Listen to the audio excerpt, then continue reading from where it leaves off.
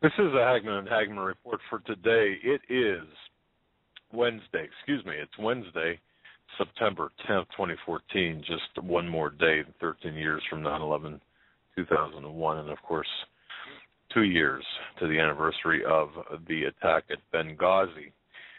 Folks, I'm Doug Hagmann in studio with my son Joe Hagmann. Together we are the Hagmann and Hagmann report.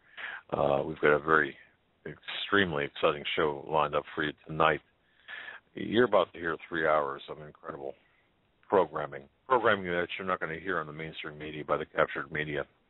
You're listening to the only show where the news and various topics are within the news are presented to you in 3D. We look well beyond the headlines and bylines, and we look into, in addition to looking well beyond the fog of disinformation and misinformation brought to you courtesy of the mainstream media, we go to experts. We contact experts or have experts on as guests who can interpret current events and do interpret current events matching the headlines. And I've got to tell you something, okay, folks. I've been doing radio now for about 10 years, believe it or not, starting out quite a long time ago. Still haven't gotten very good at it. However, Joe and I have been doing this now for about 2 years, and there are a few things that I can say. Well, I could probably count maybe on both hands the programs that are must-listen-tos. When I say that, I'm talking about they're integral parts of. I mean, I consider they're all. Y'all should listen to them all. But some programs stand out from the rest, and I'll tell you why. They mark a convergence of current events, biblical prophecy, sound biblical doctrine, and investigative analysis that bears through the scrutiny of peer review. Our guest tonight is Mr. Bill Salus. Before we bring him on, I want to say that I've gotten a lot of email messages from new listeners all across the globe. Our show is growing tremendously at a tremendous rate. We want to thank you for that. Each and every person out there, thank you for telling someone else about the show. Thank you for being part of our extended family of listeners. And I truly mean that from the bottom of my heart. Both Joe and I do. You folks are tremendous. And I often say that we do have the most intelligent audience in the world, and I think we do. The quality of emails that we receive, the links that we receive, the quality of letters, cards, information that we receive is tremendous. Joe and I got a box the size of an egg carton turned sideways of binders the other day. It was about 2 weeks ago. Tremendous information. Bill, Bob, Roger, Robert, some other contacts. Thank you for sending the various envelopes, the information you've sent. We look at it all. Folks, you're listening to, the only show that brings you the news in 3D. We broadcast live each and every weeknight from 8 to 11 p.m. Eastern. Our home base now is HagmannandHagmann.com. We're having some issues with that, but we hope to be up and running by midnight tonight. Again, full on assault. That's HagmannandHagmann.com. We're simulcast by the Christians United Broadcasting Network. There you can tune us in at the HagmannandHagmannReport.com. I want to thank you for joining us and thank you for your belief and trust in us as we walk through this minefield of current events together. And this will be a show to remember. Bill Salus is one of my favorite people. We met him at the Orlando conference. As a matter of fact, there's a photograph of Joe and I with Bill Salus at the Orlando conference at HagmannandHagmann.com under the photo section. Go ahead and click on that. You can see what Bill looks like, and of course, the fact that we were very fortunate to meet him. Having said that, we do have Bill on Skype with us. Joe, welcome to the studio. I want to make sure that Bill can hear us and we can hear him. Bill, can you can you hear us? Okay. I can see your lips move, buddy. He can hear us, but we can't hear him. So there's an issue somewhere, a programming issue. What we'll do is, I've got your message, Bill, in Skype, and what we'll do is we'll just do it that way. If that's all right with you, Bill, is that okay with you, sir? You can just nod. Okay, thank you. All right, we're going to reconnect in a different manner. Joe, can you see what I see or no? Yeah. But can you see that little print there? Oh, no, I don't see the conversation. Okay. I'm sitting 3 feet away from it, and I need new glasses. I can't see the... Okay, there we go. Stand by here. What we'll do is we'll just make this call right now. Let me see if my writing is as good as it should be. Bill's new book, Nuclear Showdown in Iran, Revealing the Ancient Prophecy of Elam, is his newest book, and it is fantastic. To say about that. Well, while you're doing that, folks, I want to tell you something.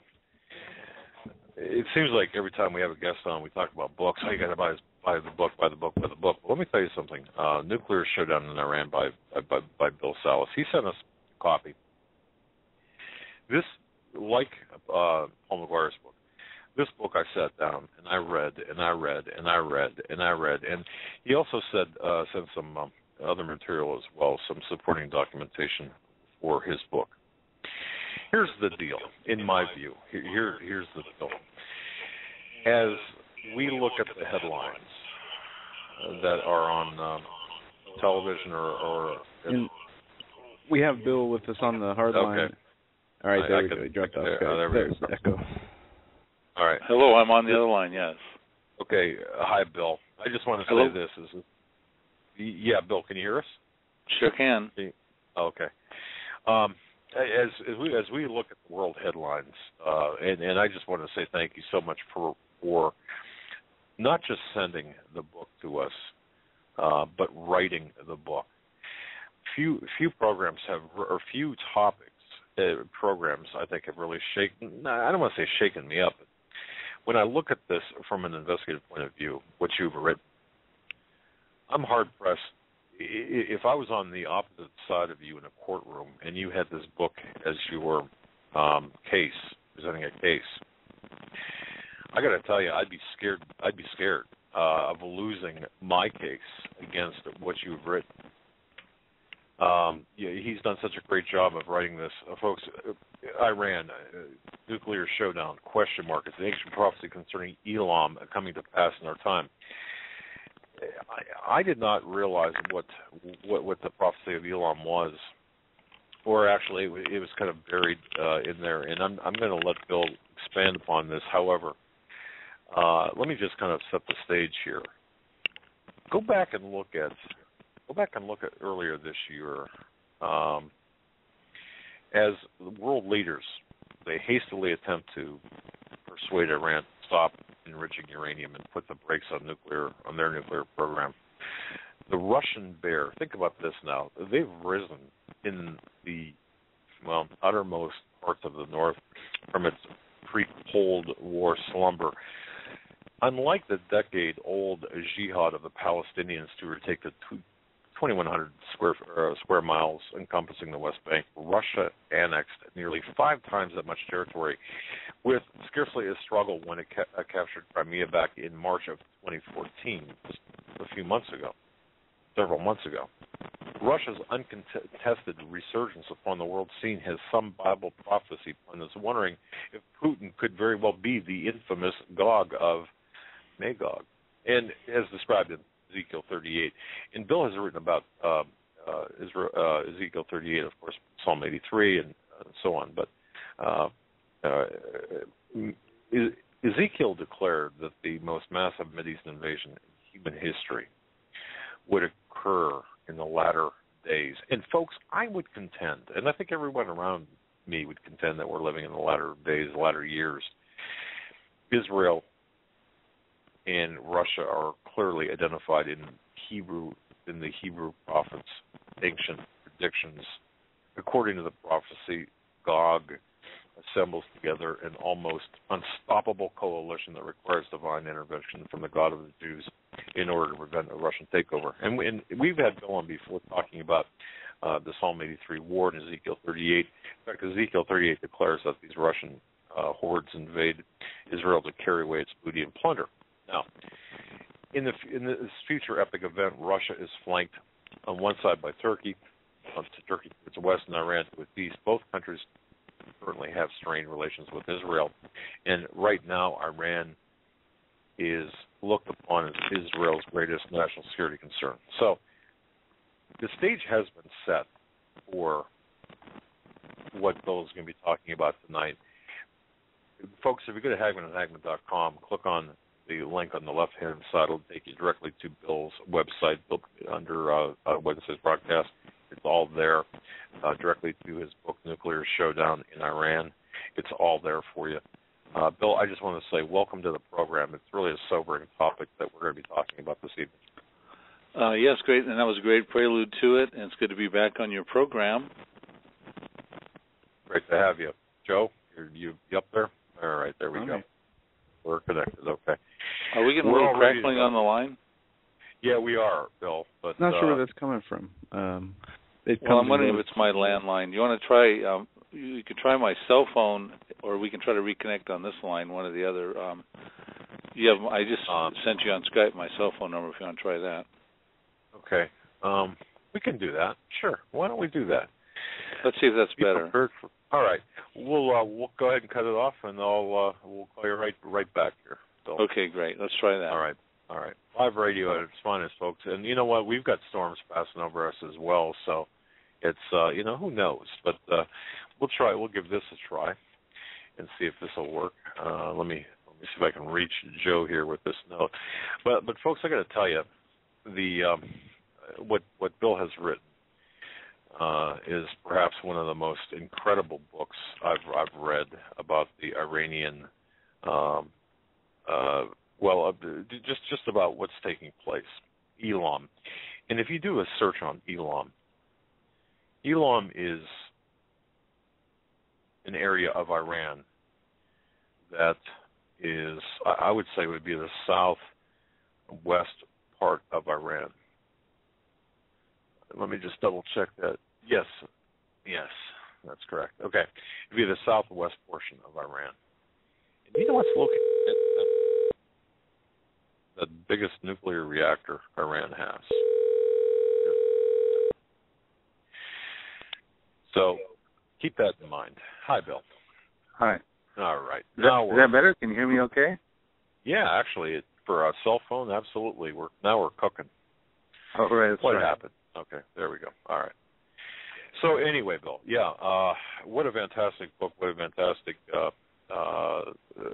and I mean fantastic topic to be talking about given today's headlines and everything that's going on today. So I'm going to let you start off, Bill, with how did this book come about? Because it didn't seem to be a deliberate effort to ferret out these prophetic utterances in Jeremiah or from the Bible.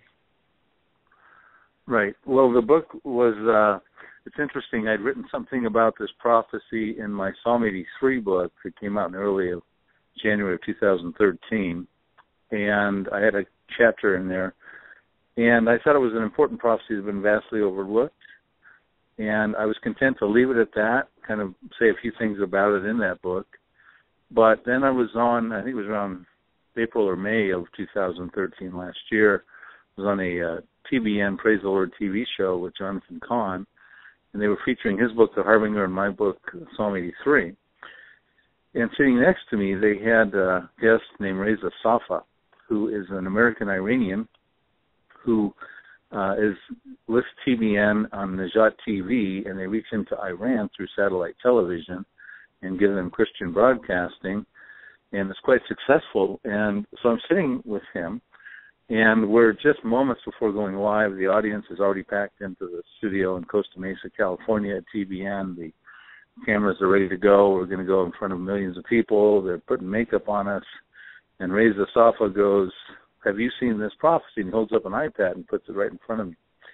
And I've never met Reza until that time. And he was dealing with this prophecy of Elam, which is the central theme of the Nuclear Showdown book in Iran. And he says this prophecy, Jeremiah 49, verses 34 through 39, is something that the many Iranian Christians are looking forward to finding fulfillment, because they believe it will be an opportunity for them to leave the repressive regime of Iran and go into the nations of the world, and in the nations of the world to therefore preach the gospel as part of the ministry of reconciliation. And I looked at him and I said, well, I'm familiar with that prophecy. I'm somewhat familiar with the burgeoning Christian phenomena over there. He told me also in that Iran was the number one growing evangelical population in the world, which is in the World Fact Book, well, they're growing at 19.6%. But the point is, I thought, well, I didn't know it was that big of a growth expansion, but I said I am familiar with the fact that there's many Iranian Christians there. But I said I do not believe that this prophecy is the best exit strategy for these Iranians, because it talks about a disaster. And it isn't a picture of the Ayatollah standing on the boundaries of Iran, handing out exit visas to the Iranians. And then at that point, the show began, and that's the last I've spoken to Reza on the matter. But I asked the Lord, I said, Lord, what was that all about? And through a series of other events that happened afterwards, I felt confirmed that I needed to unpack this prophecy more, and therefore I wrote the book earlier. I spent this year writing it, and it came out just a couple months ago. But, it's a very vastly overlooked prophecy. I think it could be the next major biblical prophecy to find fulfillment, apart from maybe Psalm 83 or maybe the rapture or maybe the destruction of Damascus in Isaiah 17. It could actually be the prophecy that leads to the fulfillment of the other Middle East prophecies.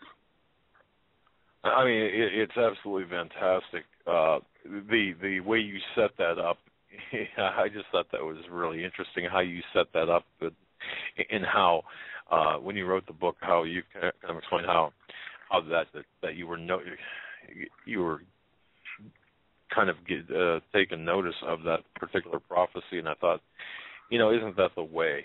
Isn't that the way God talks to a lot of us? Is kind of through nudges instead of like a piano falling on somebody's head. It's by saying, "Hey, have you seen this?" And I thought it was so great the way that developed from there and how you developed it. But I find it amazing too, Bill, that we can have men, prophets, 2,000 years ago. Really, when I read your book, I'm in the back of my mind, I'm thinking, here we have prophet 2,000 years ago, talking about, perhaps referencing Iran's nuclear program today. I thought, wow, how fabulous or how wondrous is that? What's interesting, Doug, not to interrupt, what's interesting is that for your listeners, they might even, and I'd like to read the prophecy to them because it's only 6 verses, but it contains a plethora of details that can guide us through to what the event is about. It's a short amount of verses, but power-packed with information. And if they do want to have their Bibles open, it's Jeremiah 49 and the last 6 verses of the chapter. But again, it's as I started to read this, study this, and research this to write this book, I was very concerned because it sounds so much like current events that you read in the Bible. And it's almost like I wanted to be careful that this wouldn't be what we call classic newspaper exegesis, where you have current events and you try to match them up to biblical scriptures, try to marry them up together to come up with some kind of viewpoint or something like that. And so I continuously was in prayer about this, because the more I started to study this information and unpack it and research the history to make sure it hadn't already been fulfilled, and there's hardly anything written about this prophecy. It's been vastly overlooked. You're going to find it very difficult to find even a commentary on this. You'll find a few pages in Dr. Arnold Fruchtenbaum's Footsteps of the Messiah book. You'll find a little bit of presentation done by Bill Coney or Joe Rosenberg, maybe an article or two over the internet. And that's really about the extent of it. So I had to be real careful to go through and find everything I could on it. I had to check all the history to see what had happened in this specific area, to see if it had been historically fulfilled. And as I started to uncover all this and realized that this prophecy has not found fulfillment, that the more you look into it, it does appear to be talking about a potential disaster that could be nuclear related. The prophecy clearly talks about a disaster that could be nuclear related, that leads to appears to be a humanitarian crisis, because as I read the prophecy to your listeners, they're going to understand that, there's a worldwide dispersion that comes out of this judgment, and it's a judgment upon this specific area of Iran today. So what we'll do in this show is we'll give a picture of the area, we'll talk about the prophecy itself, and then we'll try to give an interpretation of what could happen, what it seems to be talking about, and try to unpack the whole thing for them so they can kind of get a geographical picture and a geopolitical picture of what's going on. Because what they're hearing and they're going to start hearing a whole lot more about Iran, because the nuclear negotiations are coming up again. Matter of fact, Iran seems to be pushing for them. The deadline for talks is going to be November 24th, which was extended from July 20th. They couldn't come to terms with the P5+1 negotiators, which would be the U.S., Britain, France, Russia, China, and then +1 would be Germany. They couldn't come to terms with them by the July 20th deadline, so they pushed it out 4 months or so to November 24th. But what they seem to be wanting to do right now is hasten that up, and they're getting talks. I believe it's going to be September 18th, and they're going to try to see what they can do between now and November 24th. And the thoughts are that they're concerned about an Israeli preemptive strike on their nuclear program, and they would rather start talking now to perhaps stave that off. Meanwhile, Israel, some reports suggest, is preparing for a very violent war with Hezbollah to the northern part of their borders, having just come off the heels of their campaign, roughly 50 days battle with Hamas. So we got all these things going on, and it could very well be that this prophecy we're talking about is going to be finding fulfillment, and it hasn't found fulfillment yet. I point out in the book that it appears to be an imminent event. It does not appear to be part of the tribulation period. It does not seem to be part of the prophecy called Gog of Magog in Ezekiel 38 and 39, the one that most people think about when they talk about the future of Iran in the latter days or in Bible prophecy. And so it seems to be distinct of that, and the timing seems to be quite imminent. So I think, why don't you ask some questions, but ultimately let's try to read the prophecy to them. Let's try to give them a geopolitical and geographical understanding of what's going on. Then let's tell them about Iran, not only from the historical and the world view, but from the biblical view about what's going on. Well, and I think a couple of things you mentioned first, though.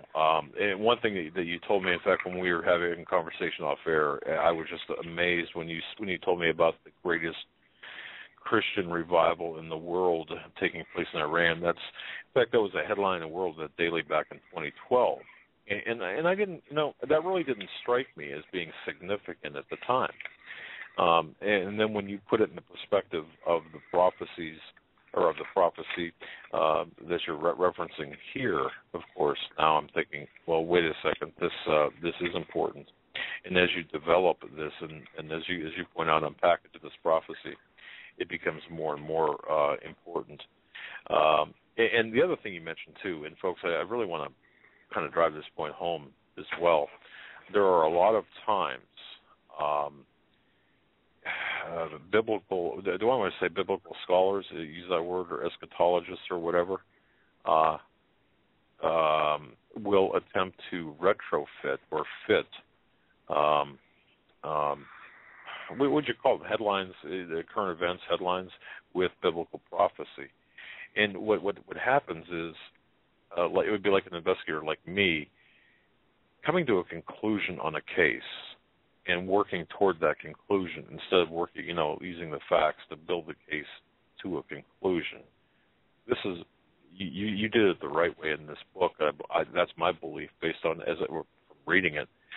You actually took the facts, looked at it very objectively, omitted any kind of preconceived conclusion, and built on the facts. And I have to commend you for that.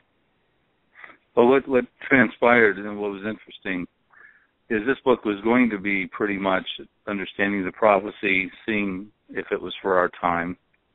And really for me, when I study Bible prophecy, I'm interested in all of Bible prophecy, especially the unfulfilled prophecies, but especially those that are probably imminent or, could happen in my generation, my children's generation, my grandchildren's generation. And sure. I'm very interested in, of course, the tribulation and the harlot world religion and the Antichrist and the mark of the beast and all those types of things. But quite frankly, as a pre-trib rapture believer, I'm probably not going to be here to experience that on the earth.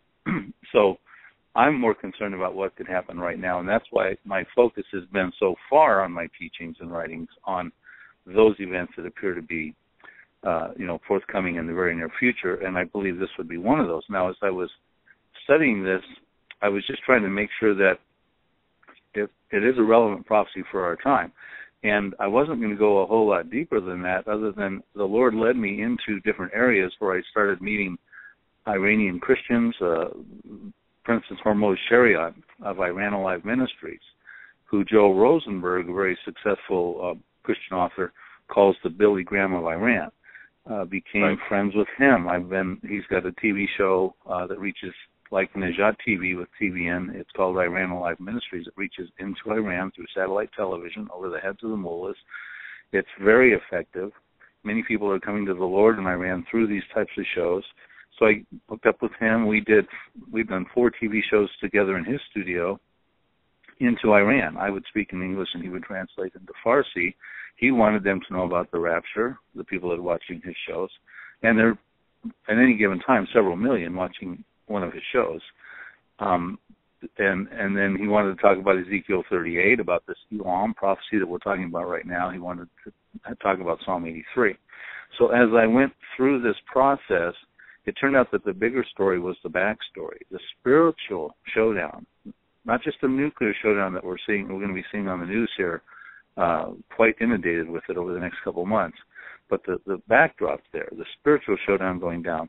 And like I was saying earlier, it's actually Operation World, which is it's a prayer guide. Most missionary-minded churches have this sort of like a handbook in their library, and it talks about the growing evangelical populations, and it ranks them, and Iran is number 1. Afghanistan's number 2, and Tajikistan's number 10 of the top 10, and those are all Farsi-speaking countries. So the 3 primary Farsi-speaking countries are in the top 10 of the evangelical growth growing on in the world. They're very, very disenchanted with Islam. And I don't want to rabbit trail off of the subject too much, but we don't want to also conclude this program without getting into what's really going on behind the scenes there. Just a brief thing before we get into the prophecy is that, most of the population in Iran is about 80% of them or so are under 35 years or younger. And the Islamic takeover of the Shah in 1979 in Iran, a lot of this youth bulge over there was not even born. So the mullahs came into power around 1979, and immediately they went to a war with Iraq, which was this, a war of attrition for about 8 years. And ever since, things haven't been good for them. And so you've got many of these Iranians that are not happy with their whole circumstances there. It's very repressive over there. The social injustice, if you don't do what they want. I mean, there's women that get thrown in jail for not wearing their headdress, their hijab. Just terrible, horrendous stories. And, of course, now they're persecuting the Christians. About 2 years ago, when Ahmadinejad was president, Ayatollah Khomeini issued a decree to close all home churches, to imprison all Christian pastors, and to persecute all Christians. And we estimate that before when the takeover in 1979, there was approximately 500 professing Christians in Iran. And estimates now are there's at least 1 million. It's hard to get a head count on them. And a lot of them have tried to get out of Iran, and some have successfully. But we think there could be as many as 3 to 5 million, and that is burgeoning. These people are coming to the Lord in multitudes over there. And I spoke with one of the key leaders over there. I can't give you his name because if found out, he would definitely be in jail immediately. Right. And they have a process where they go around and they make friends with the Iranian families, and they'll get invited to their house, and they'll start talking about stories. And one of the first stories they'll talk about would be, of course, Noah. Because remember, Iran is predominantly a Muslim country, predominantly a Shiite Muslim country. And what happens is a lot of the stories are very similar in the Quran as the Bible, because the Quran is sort of a bad copy in some ways of the Bible. Muhammad, of course, copied a lot of things and got a lot of it wrong, and then spun off into his old pagan scenario. But so the Noah story, they can identify with that. They're not bringing up anything about Jesus, which they call Isa over there. And then the next week they'll talk about Abraham, who's the patriarch of, Islam and Judaism and Christianity. And then they'll get in and they'll talk about some more stories. Then about the 6th, or I think it's the 7th week, they will introduce them to Isa, to Jesus as the Savior. And by then, they're very receptive. They've embraced these individuals into their families. And the conversion rate is unbelievable. And it's not like a lot of the Muslim countries where, if you become a Christian, you're ostracized and you're kicked out of the family. A lot of these people, they look at their family members and the conversions going on and the changed lives and the hope that comes into their lives. Because remember, for the most part, a lot of these people feel they're already dead because the repression that's going on to them is so severe that they come alive and they're willing to face martyrdom and persecution. And they, so if one family member gets it, it isn't uncommon for many of the other family members to become born-again believers through that process. Well, Bill, thanks for going down that trail. I know you necessarily didn't necessarily want to go down that road, but when I was reading through this book, that was in the back of my mind, and I wonder how many people really understand what's the Christian revival in Iran, and I certainly didn't understand the magnitude, and praise God for that. And I think that has a lot that sets the undertone of the overview of Jeremiah 49, verses 34 through 39, which you call the prophecy, or which is called the prophecy of Elam. And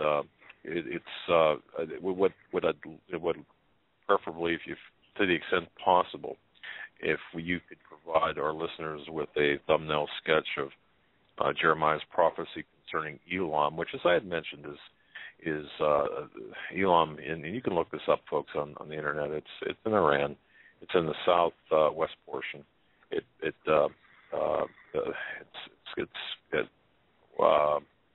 right around the Persian Gulf, but dead center in there is the Bashir nuclear power plant, and I think that's an important thing, folks, for you to keep in mind. But having said all of that, what did you find with Jeremiah 49? Verses 34 through 39. Is that a good place to start, sir? It is, and I would preface it this way also by telling your audience that they should care, because the common thought would be, look, I'm over here in America, and that's way over there across the world, across the Atlantic, across the Mediterranean Sea, and as long as it doesn't bother me and mainly confines itself to the local neighborhood over there, I find it curious, I find it interesting, but I don't know that I want to devote a lot of time to, understanding it. But we're dealing with a major world-changing prophecy here that will lead to a disaster, a humanitarian crisis where the exiles will be expelled into every nation of the world, possibly even into the neighborhoods of your listeners. But we're dealing with the bigger problem, the elephant in the room in the Middle East. This Hamas-Israel incursion, or Operation Protective Edge, was child's play. Israel was just dealing with the hornet in the room.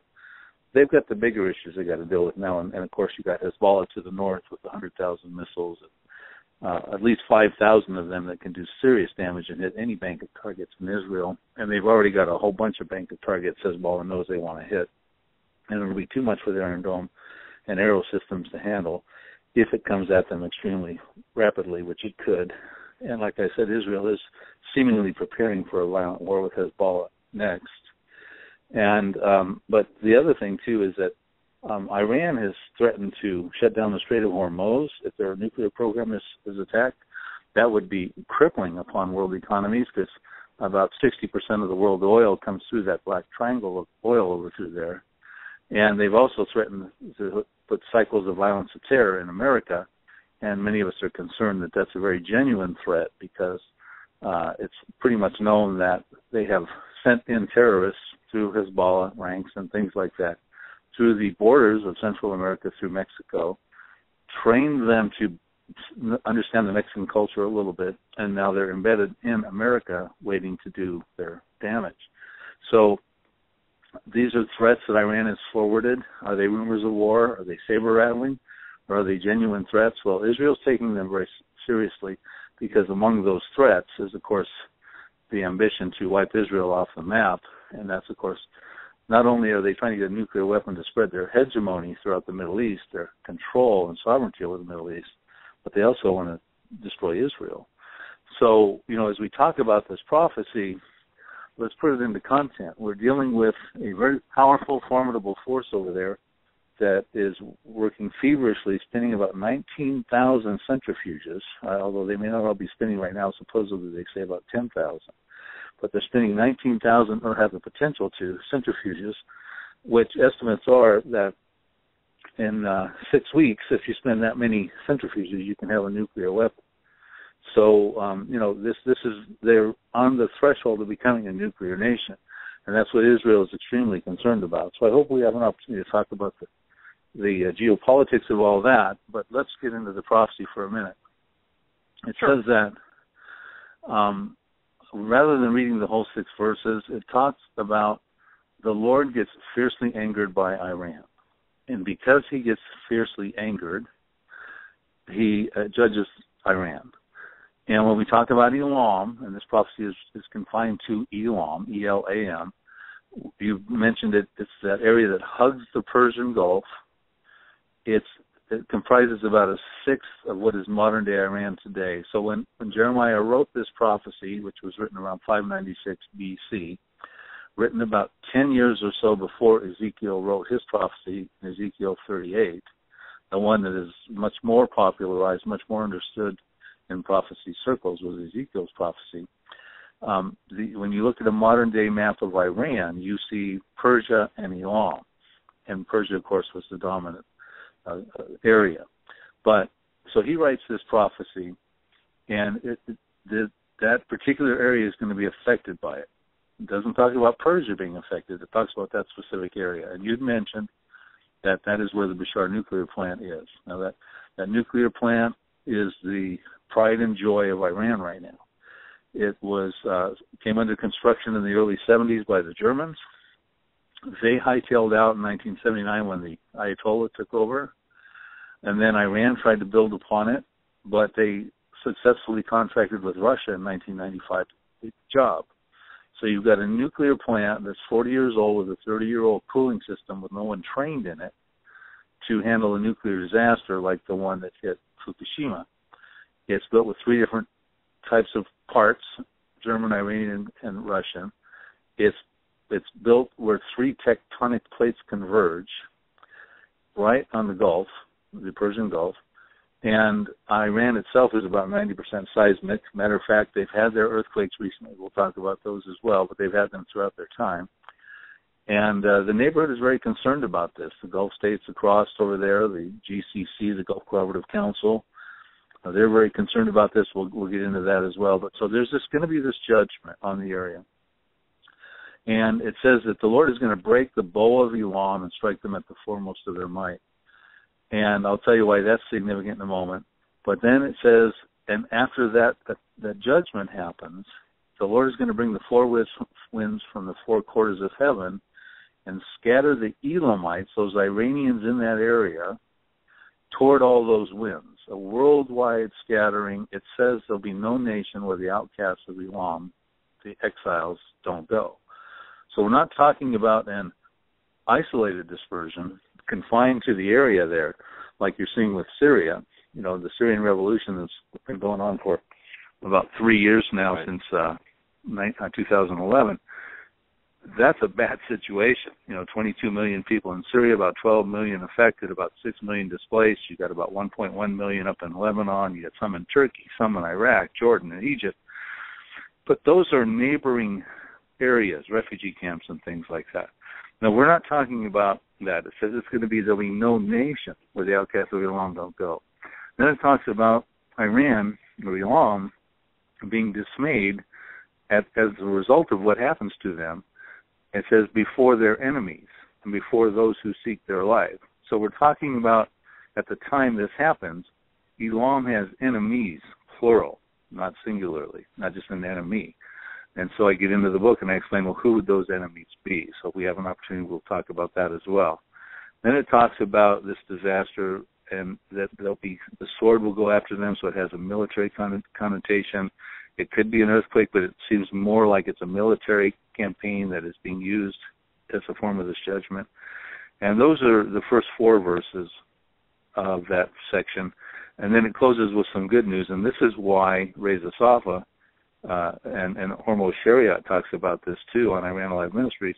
The good news is in the last 2 verses, in verses 38 and 39, and it says, I'll set my throne in Elam and destroy from there the king and the princes. That's verse 38. And it says, and in the latter years I will bring back the captives of Elam.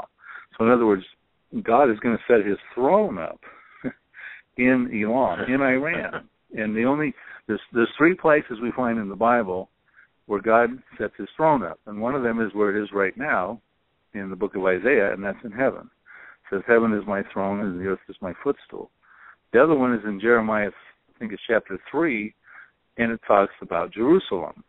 And Jerusalem is, of course, that would be when the Messiah reigns, Jesus Christ returns and reigns during the Messianic kingdom. So we have this thing thrown in here. There's going to be a throne. It's the same Hebrew word in Jeremiah 3 for throne that's going to be in Jerusalem, in Elam. So I write about what that could mean. Is it a literal throne? Is it a place of authority that's governed over there by non-Muslim Iranians? What could it mean? So I get into that in the book. But the good news is, and this is a theme in End Times prophecy with a lot of nationalities, is that there will be a remnant of Iranians that come through all this, and they will ultimately populate the Messianic kingdom with Christ when he reigns. You'll have Egyptians there, you'll have Assyrians, you'll have Jordanians, you'll have Israelis, of course. There'll be a faithful remnant. So that's the good news for Iran, is that they will ultimately have a remnant that comes through the tribulation and things like that. Now, I would just say on a side note, the Christians that live in Iran right now, and this is one of the things we emphasize when I go on TV with Hormuz Shariat into Iran, is, the best exit strategy for them is not this prophecy. If the rapture occurs before this prophecy, because I believe the rapture is also imminent, that's the best exit strategy, because they will be whisked up to be with the Lord in the clouds, in the twinkling of an eye, with the shout of an archangel and the sound of the trumpet, and they will be with the Lord forever, and they won't have to experience this or Ezekiel 38. However, there will be some that experience this that are maybe not there. If this happens before the rapture, or if it happens after the rapture, you're going to have these Iranians there who will go through it that were left behind, and many of them will come to know the Lord, and they will have to, unfortunately, go through the perils of the end times and the tribulation, but ultimately there will be a remnant of them, and I believe that's what's being said there. So that's just sort of a nutshell summary of what those 6 verses say. And what could it be that this disaster what would be the nature of such a disaster? Not just a revolution. Go wrong, though?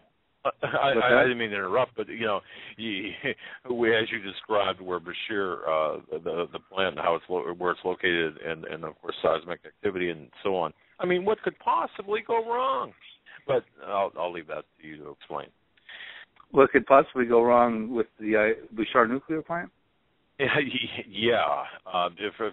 Just for one, as one potential event that could spell disaster there. It's holy cow. I mean, built on tectonic plates, and you've got all sorts of potentials for disaster. Well, let's talk about that for a moment. It's a very fragile facility, and as a matter of fact, last year, let me open something up here on my computer real quick. Last year, they had an earthquake. It was a 6.8, and it hit right at the Bashar area. It was on April 10th of 2013. 37 people were killed. At that time, a week later, by the way, there was a 7.7 that hit in Iran by the Pakistan border in Iran.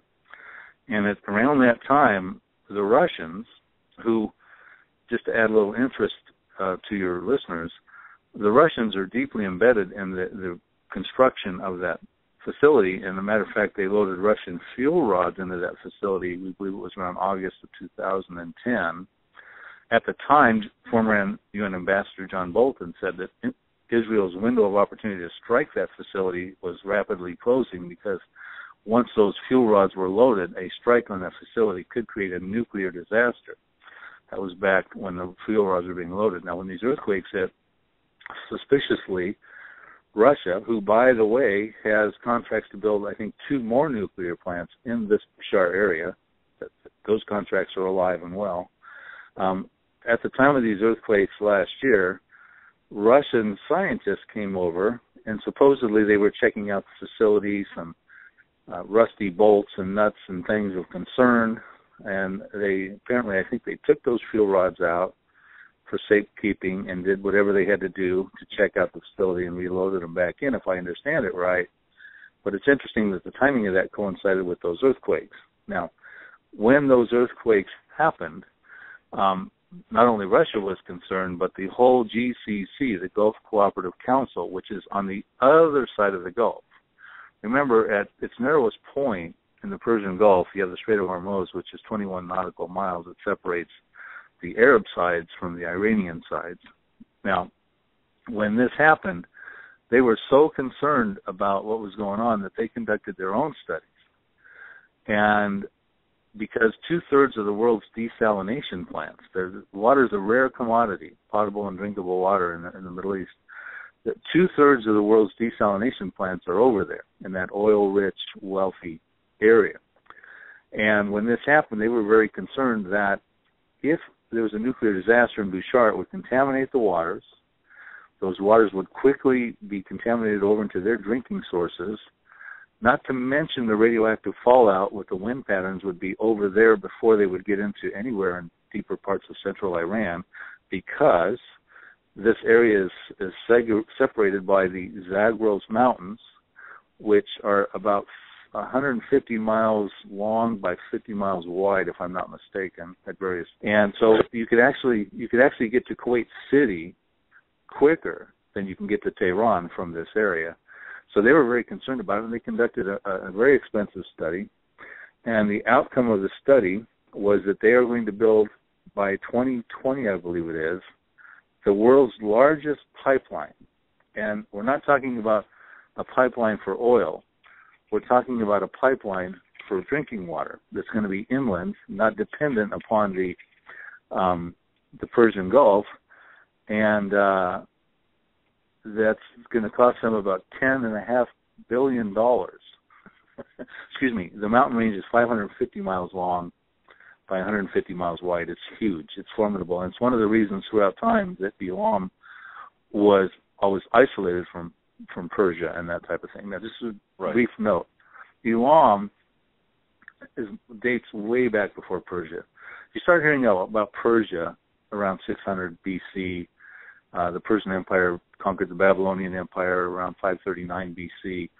So you start hearing about Persia around that time, and it's in the Bible, of course. Daniel mentions it, and Ezekiel mentions Persia. But when you talk about Elam, it predates it by centuries. Elam was a grandson of Noah. And he settled in this area by the Persian Gulf. And we find in Genesis 14 when Abraham went to rescue his nephew Lot during the biblical wars back there, when 5 kings came against 4 kings and Lot got kidnapped and Abraham had to go rescue him. King Chedorlaomer was an Elamite king. So we hear about them way back when. They were warmongers way back about 4,000 years ago. And then we find out in Isaiah 22, and Isaiah wrote between 740 and 701 BC, that the Elamites were expert archers. So they had about 1,500 years between Abraham's time and Isaiah's, about 1,300 years, to perfect their archery craft and their war skills. So when we hear that God is going to break the bow in this prophecy of Elam, he doesn't say bow and knock out the arrows and stuff, which he talks about like in Ezekiel 38, I'll break your bow and knock out your arrows. He talks about breaking the bow of Elam and striking you at the foremost of your might. So when you take and break a bow of an expert archer, he could have a quiver full of arrows, but they won't do him a lot of good because he won't be able to launch them. And it's interesting that Benjamin Netanyahu has lately been arguing on 2 fronts. I'll give you a quote. Prime Minister of Israel, February 25th of 2014, this is in the Jerusalem Post. He's talking with Angela Merkel when she came over, the Chancellor of Germany. She came over to visit Israel. And he says, the goal is to prevent Iran from having the capability to manufacture and deliver nuclear weapons. I believe that means zero enrichment, zero centrifuges, zero plutonium, and, of course, an end to ICBM development, intercontinental ballistic missiles. Because none of these elements, none of them, is necessary for developing civilian nuclear energy, which is what Iran has claimed that it wants. So what is he suggesting here? The ability to manufacture nuclear weapons and the ability to deliver them. Is Israel perhaps going to try to do something to prevent Iran from launching nuclear weapons? Do they have that capability? Could they launch an EMP? Could they do something? It's believed they could. So I don't know. Is that a prophecy that's relevant to their nuclear program? And what would create such a disaster in this area where the faulty Bushehr nuclear plant is that would lead to exiles that have to go into all the different nations of the world? It seems as though it would be much more than just a revolution, because we have an example of that across the Middle East and Syria, and they're just scattered in the neighboring nations, as I mentioned earlier. So just a couple thoughts about this. Very interesting. Extremely interesting, folks. And I've got to tell you, anyone who missed, for example, the Pikes Peak conference or the Orlando conference, you're hearing information from Bill Salus that, this is priceless information. This is fantastic, and it's so precise. By the way, Bill, let me ask this from my point of view, and I don't know the answer to this. And I've heard different variations of the answer. Very academic question. Can there be more than one fulfillment of a biblical prophecy? They can be precursors. There can only be one fulfillment of a biblical prophecy. Okay. You could say, like, for instance, I'll give you an example. When you talk about Psalm 83, you have an Arab-Israeli conflict that appears to be the concluding Arab-Israeli conflict, where they come together, they form a devious plan, the Arab countries that share common borders with Israel, and their goal is to form a confederacy to destroy the nation of Israel, that the name of Israel can be remembered no more. And ultimately, in verse 12 of Psalm 83, it says they want to possess the pastures of God for themselves. They want the land. They don't want an Israel. They want to destroy an Israel, and they want to take over the land.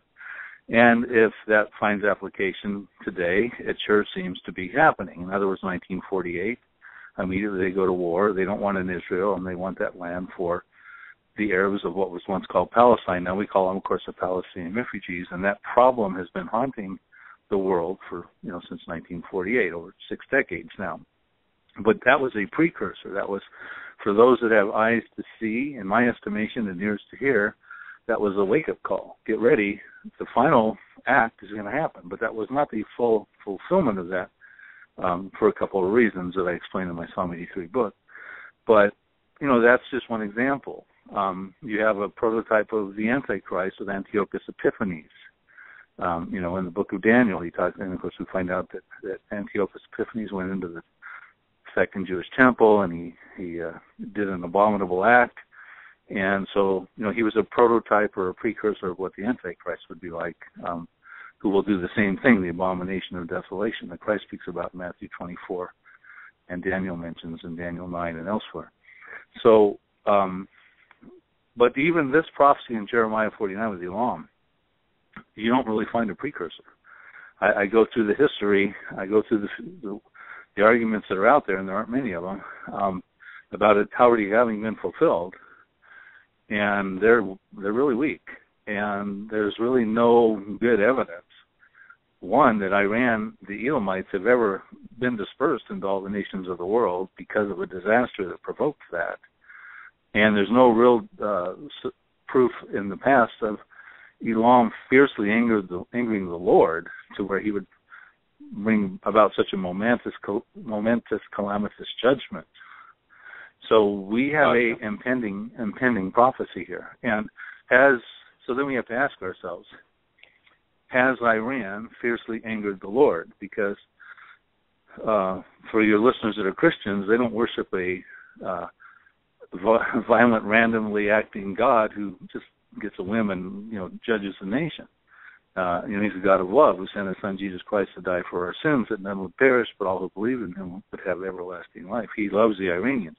Matter of fact, that's why he's causing dreams and visions and healings and miracles in Iran through his Holy Spirit, and satellite television is reaching in and penetrating beyond under the noses of the mullahs, and you're having a burgeoning phenomenon of God's love in Christianity over there.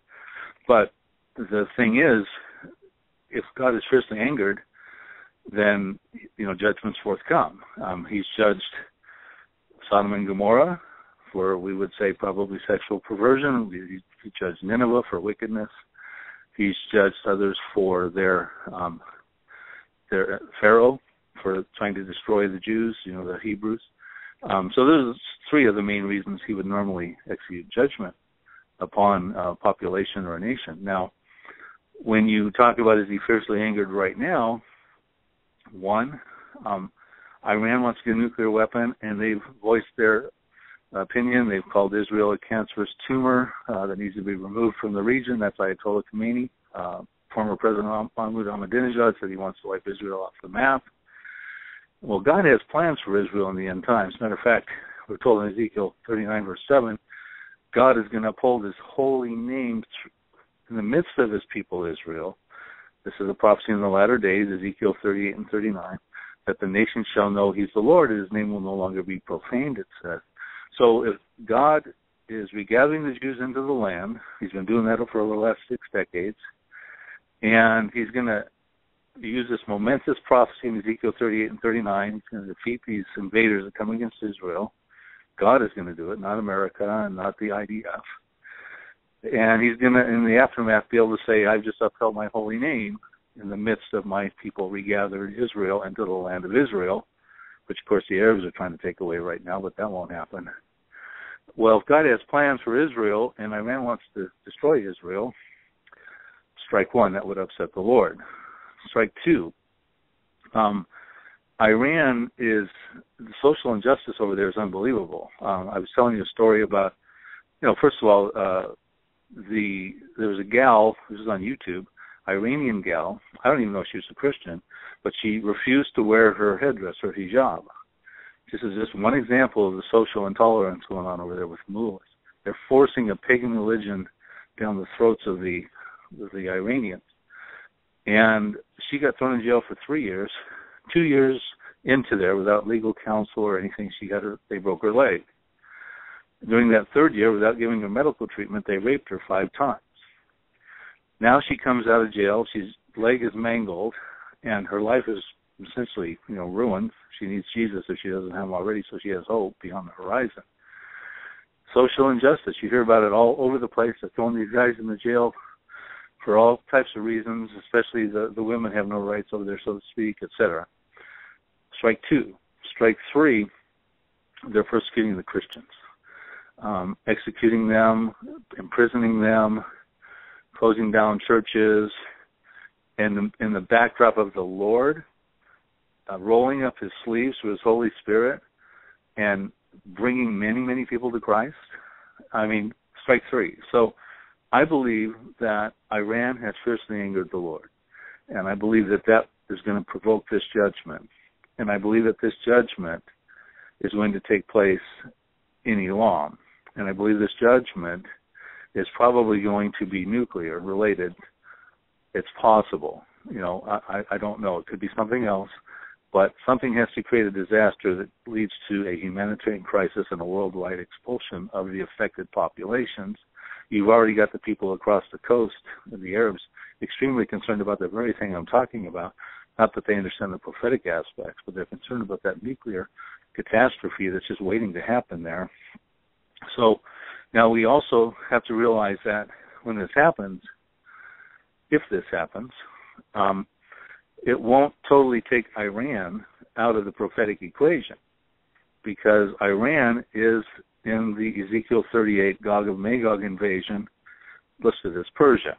So if, all right, Bill, you know, so you can't totally take them out. Exactly, and you painted a great picture. Hold that thought. We're up against the top of the hour.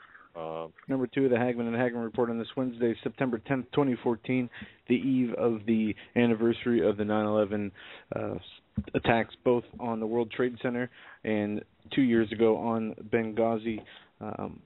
We are joined by Bill Salus, author of his latest book, Nuclear Showdown in Iran, Revealing the Ancient Prophecy of Elam. And Bill, I'd like to start out with this. I was doing some searches here on Elam in Scripture, and the root word of Elam stems down to son of Shem, descendants, with the country also 6 Israelites, and then the root word of that is Elam, A-L-A-M, and it says a primitive root word to veil from sight, that is concealed, blind, hide, secret thing. So we're dealing with a prophecy here that not only deals with a nation, but it apparently is used in a word that deals with something that is hidden. Does that fit into what you found in your research? Well, Elam shows up numerous times in the Bible, mainly the Old Testament. Actually shows up in the Elamites appeared at Pentecost in Acts 2. Lots of the use of the words Elam you'll find back around the time of Esther and Ezra and all that. But a lot of it dealt with the returning Israelis who had the name of Elam, but it wasn't related to what we're dealing with, this prophecy dealing with specific territory of Elam in modern-day Iran. So there might be something there in the root word, but when we look into a word search on Elam in the Bible, we'll find that it shows up more than just territorially. There were actually others named Elam, but that's not uncommon in other prophecies as well. You know, you got Zechariah the prophet. You also had some other Zechariahs running around and things like that as well. So we have to be careful when we study these prophecies to make sure that we're not reading certain verses that apply to an entirely different scenario, different genealogies and things like that. But there's plenty on Elam with respects to the territory we're talking about, the grandson of Noah, the son of Shem, their history, and of course now we see there's a prophecy remaining yet in their future, which we're concerned may be dealing with a nuclear showdown scenario. Okay. Well, Bill, take us where you want to take us at this point. We've got you for the remaining hour, and thank you for being so generous with your time. We really do appreciate it. So, take us how and where you want to take us with respect to the nuclear showdown looming with Iran and the prophecy of Elam. Okay, and we'll spend more time on that. Let's take a moment, though, and sort of look at what's going on in the Middle East right now and the concerns about what's next over there. And, you know, things, as you know, since the Arab Spring in 2011 have gotten really bad over there. I mean, nothing in the neighborhood has generally been any good for Israel, of course. You've had revolutions in Syria and all kinds of refugees going in different places. Of course, now you've got Coptic Christians leaving Egypt and Iraq, Christians in Iraq leaving, that have been through Christians through generations because of ISIS. And, everything is really kind of unraveling at the seams. You've had that 50-day conflict going on with Israel and Hamas. It's in a ceasefire up until probably around September 26th, which would be the start of Rosh Hashanah. What's going on? I mean, is there any predictability here? What does anyone do? What international leader has a clue about what's next? We're all interested in watching the news, and the military pundits and political pundits come on, and they'll give us their historical and their geopolitical perspectives. Unfortunately, most of them don't have a biblical perspective, and unfortunately, none of them can do anything really at best from that perspective other than to take some guesses at what they think would be next. And, who would have thought ISIS would be dominating the news, from when we were in early 2013? Back then you had John Kerry trying to jumpstart peace talks with the Palestinians and the Jews, and that process was interrupted in July with the, I think it was the third revolution in Egypt when Mohammed Morsi got deposed, and then you go on in August, his attempts to rekindle peace talks were interrupted by the Syrian chemical weapons that came out. And then, of course, the rest of the year was sort of dominated with Iran's nuclear program. And now we've got John Kerry trying to come back and build a coalition. That's currently what's going on as we speak, to try to deal with ISIS.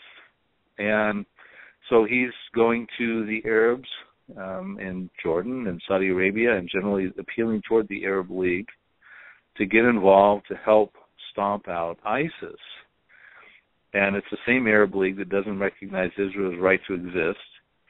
And they are about to, in the same breath, try to help the Palestinians go to the United Nations in full support of trying to get Israel to give up the land they acquired in 1967. Again, what do they want? They want the land of Israel. That's sort of that theme of Psalm 83.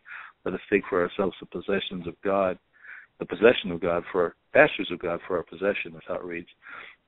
And then you got these other unholy alliances going on with Iran. And, America is in talks with Iran about their nuclear program, and yet you hear these rumors about Iran is going to, support America's attempt to stomp out ISIS. And it's like, okay, well, on the one hand, we're trying to negotiate with Iran because we don't like their nuclear program, and on the other hand, we're strange bedfellows, possibly, with them because they don't like ISIS either. It's kind of like, imagine this in the neighborhood. This is the Middle East scenario in your neighborhood. You live in one house, and next door you got this guy, and he wants to blow up your house. He wants to destroy you, your wife, and your children. And he's trying to build an arsenal to do that. And he's got plans on the table, and he's calculating how he's going to do that. But meanwhile, across the street, you got this crazy guy moving in, and that guy wants to molest your children and your neighbor's children, and bring harm to his wife and household and all that sort of thing. So all of a sudden, the two guys next to each other, and one guy wants to destroy the other guy's house. All of a sudden, they start talking to each other, going, "We got a problem across the street." It's like, forgive me, you got a problem everywhere around you. And this example is Israel. They got a problem everywhere around them, as does America. Because we're supposed to be involved in helping in this process. And so we have these unholy alliances formed. Another crazy example of what's going on in the absurdity is the P5+1 that's negotiating with Iran about their nuclear program. It consists of the United States, Britain, France, Russia, China, and Germany. Well, Russia has got contracts with Iran to build 2 more nuclear sites, and yet they're going to be involved in negotiating with Iran's nuclear program. China is, I believe, the number 2 importer of oil. They need oil. They need Iranian oil. And, so talk about throwing a couple foxes in the henhouse. I mean, this is a really, really turbulent and volatile situation. So what does it all mean when you step outside from the forest, from the trees, and try to take a look at what's going on over there? Well, one is no world leader has a clue about what's going on. I mean, I'm sorry. I don't put my faith in any of these guys because they're making unholy alliances left and right, and they don't know what they're doing, and they're dealing with some really big potential issues over there. We're talking about weapons of mass destruction. We're talking about people that want to wipe Israel off the map and that sort of thing. And they think they've got it, and it's dominating the news, and it's going to dominate the news because Israel's a big deal in the end times. So, of course, well, when it's all said and done, then what is God up to? You know, it doesn't really matter who Kerry's going to try to negotiate with to try to bring resolve to these things. And it always goes back to give Israel's enemies concessions, throw money at the problem, give them land, you know, and that sort of thing. And we'll cover your back, Israel. And, you know, with friends like us, Israel, who needs enemies, right? But so the thing is, what I try to do is continue to point to the Bible. We know certain things are forthcoming, biblical predictions that are slated to happen, that are for our time, because God loves us, has advanced knowledge, because he's not a God with too much time on his hands. He's the God that holds all time in his hands, and he knows the end from the beginning, and only he knows the end from the beginning. He says that in Isaiah 46. And he gives us this prophetic information to have an understanding, a schematic of what's going on in our world, not because he's trying to impress us. I mean, God doesn't need to impress us. He's trying to inform us because he loves us. And so now we can have a clue about what the road ahead, what lies ahead on the road, and try to bring this biblical perspective into the discussion, because unfortunately, even your best news channels, they aren't necessarily giving you the biblical perspective. They're giving the world and the geopolitical perspective and the historical perspective. And so what do we see going on when we step back? We see that many people in treacherous, repressive situations, especially in the Middle East, it's also happening in China and elsewhere, are coming to know Jesus Christ. I mean, by multitudes. It's like a final outpouring of dreams and visions and miracles and healings coming out. The Lord is pouring his Spirit out on humanity in many places, especially those most repressed. That's why Iran is the number one growing evangelical population in the world. But you know what? It's moving over into Syria, too. Those Syrian refugees many of them are getting Bibles for the first time, and they're so disenfranchised and disillusioned and disenchanted with what's going on in Syria. They have no future or any hope anymore. For the most part, they're seeing their whole country in shambles now. Chemical weapons came out last year. Now there's reports of chlorine gas have been used in northern parts of Syria. And they're coming to know Jesus Christ. And you've got a lot of Christians coming under severe persecution. Beheadings going on in Iraq with ISIS and things like that. And I'm going to dovetail off for a second and just tell you a thought on that. And then I'll come back into my monologue here.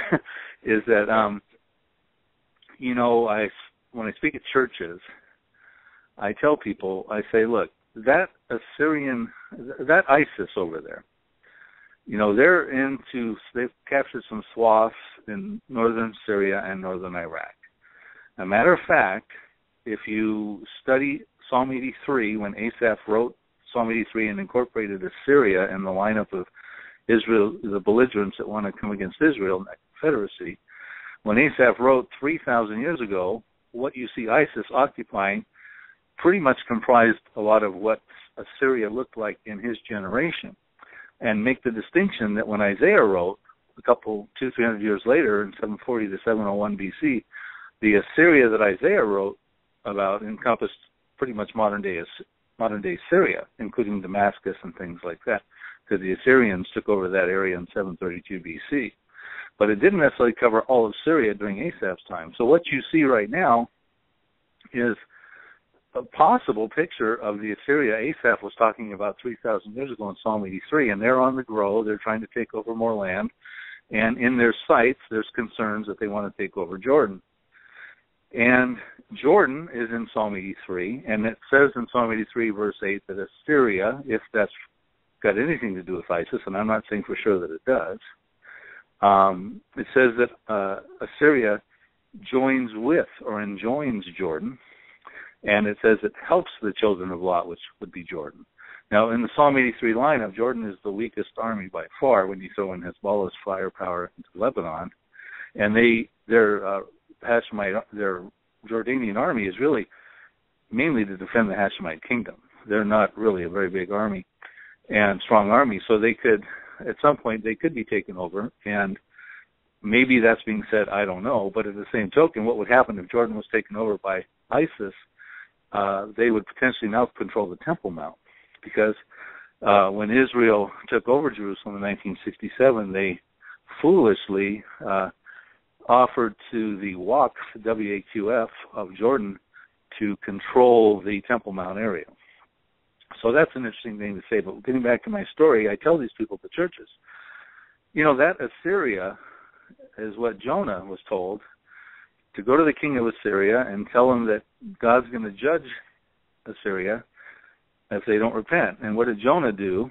And at the time, that Assyria that Jonah was to go to, around Nineveh and things like that in Iraq, was as barbaric, if not worse, than this ISIS beheadings and all that. Matter of fact, they were known for their barbaric activity, and they would, as I understand it, they would have decapitated heads sitting on spheres and stuff, so when people walk by, they realize we don't want anything to do with them. This is what they do to their enemies. So what did Jonah do? Well, he hopped on a ship and went in the other direction, because he didn't particularly want to go into an area where maybe there was beheadings and barbaric activity going on. Of course, he was swallowed up by a whale, and we know the story. He ultimately realized he had to go there and face the music and do what God wanted. And sure enough, the Syrians at that time repented, and their judgment was delayed until the time of Nahum. But so I look at these people in the churches and I say, look, you're hearing all this bad news, the beheadings and all that. What if God came up to one of you and said, I want you, modern day Jonah, to go into northern Iraq and speak to the Baghdadi, the leader of ISIS, and tell him that God's about to judge you guys because you're cursing Israel, you're doing all kinds of problems, you're killing Christians, you're killing anybody that's not worshiping your fundamentalist Islamic beliefs, and you're going to be judged and destroyed as an entity. And everyone in the church starts nodding no thanks. But, we're dealing with the most bizarre scenario out there right now, and I'm kind of forgetting where my monologue was going, but in the end analysis, the only hope and understanding of what's going on is the biblical perspective, because the world and geopolitical perspectives are utterly absurd. Unholy alliances being formed left and right. America's in the center of that sad mix without the decisiveness and understanding we need to have.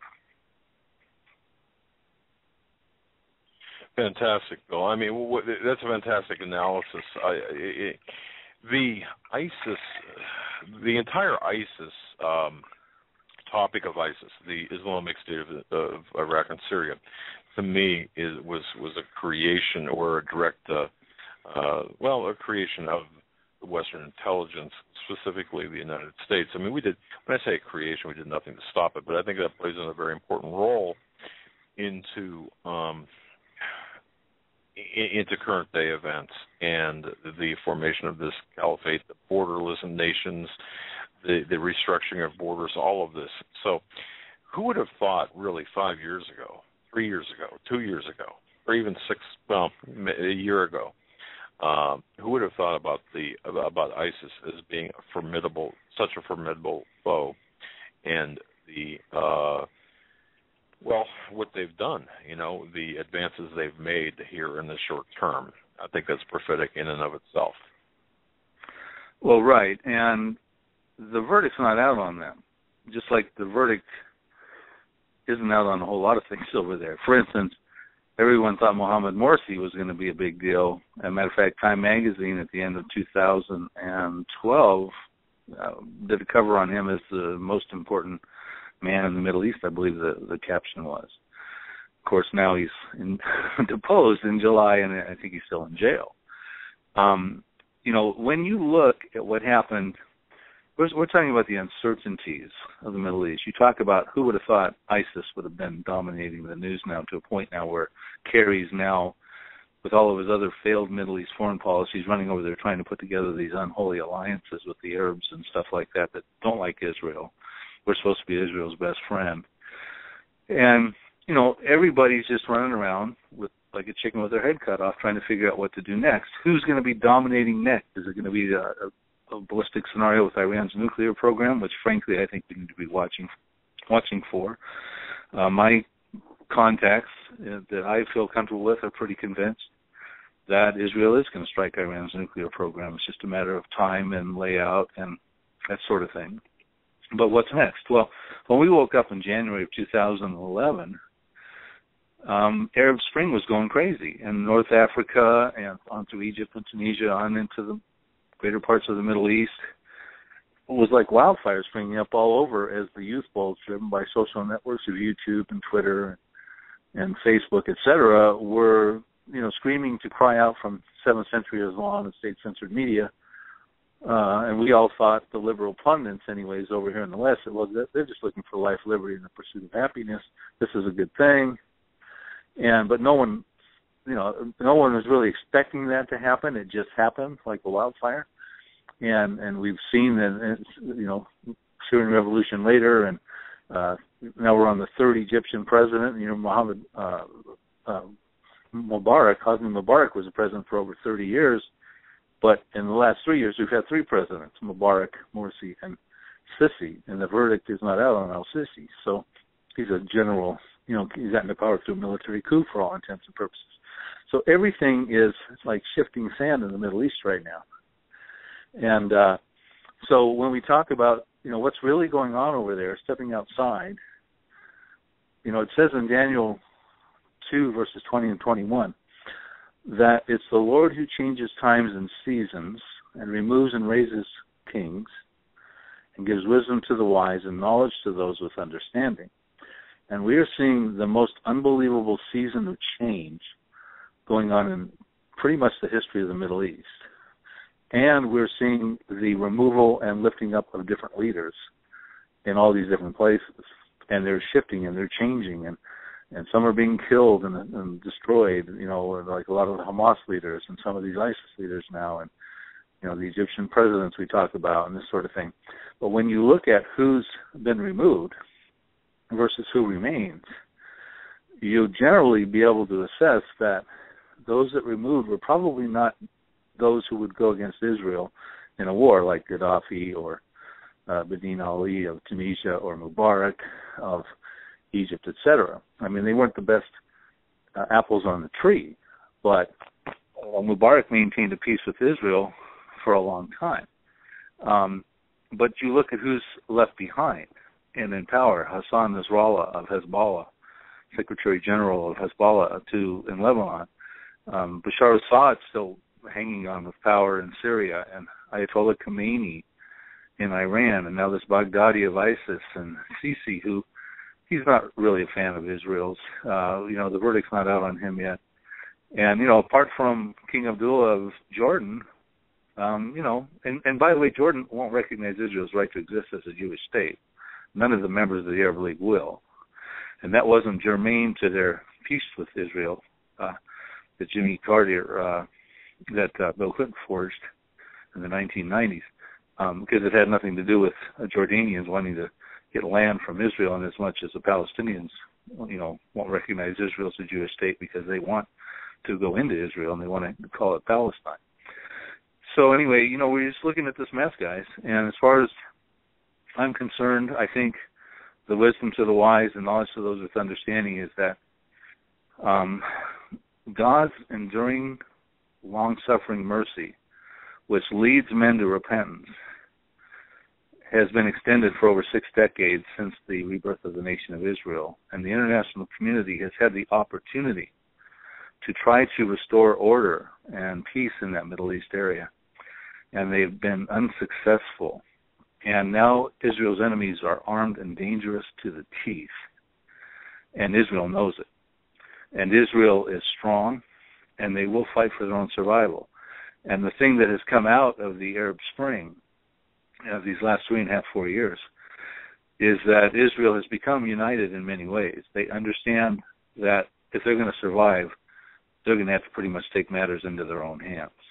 And I think this period of time where you can try to talk peace, try to shovel some of the promised land into Arab coffers, try to if it, little incursions and conflicts between Israel and Gaza and Hamas, and, crosstown military rivalries.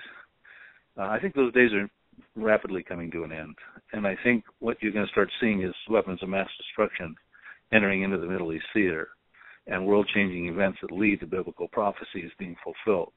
And that will affect everybody. Tomorrow, it'll be 13 years since the towers came down and the plane went down in Pennsylvania and the Pentagon was struck. Could you have predicted, 13 years ago, would you have said, my goodness, this is where we'll likely be, in 13 years and just a little over a decade? I mean, could you have, just based on geopolitical events at the time, or even, we'll say even a year after 9/11, could you have predicted this, or when I say predicted this, foresaw this from just merely a geopolitical point of view? Well, you asking me personally, I would say probably yes, because I've been studying these related prophecies for quite some time. Could I say I would have been able to predict how out of control it is with ISIS and all these types of things? Those are, I just don't know that those details are discoverable biblically. We get the bigger pictures of things going on. What caught my attention with the towers coming down was it caught everybody off guard, including the church. And, they needed to do their homework. And the best answers I heard as pastors would flock to the area and try to tend to the affected. And there was, the day after 9/11, that Sunday afterwards, the churches were filled, right? I mean, that was short-lived, but, people wanted answers, and they wanted whatever answers they could sink their teeth into, especially if they had biblical answers. I mean, there were people wondering if this was Armageddon, right?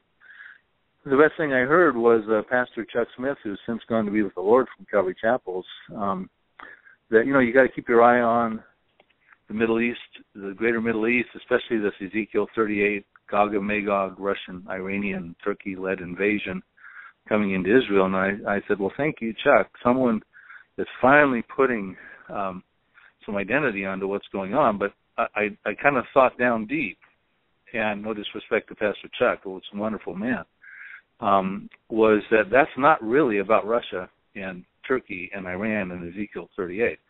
This is about the Arab-Israeli conflict, and terrorism is the ugly byproduct of that Arab-Israeli conflict.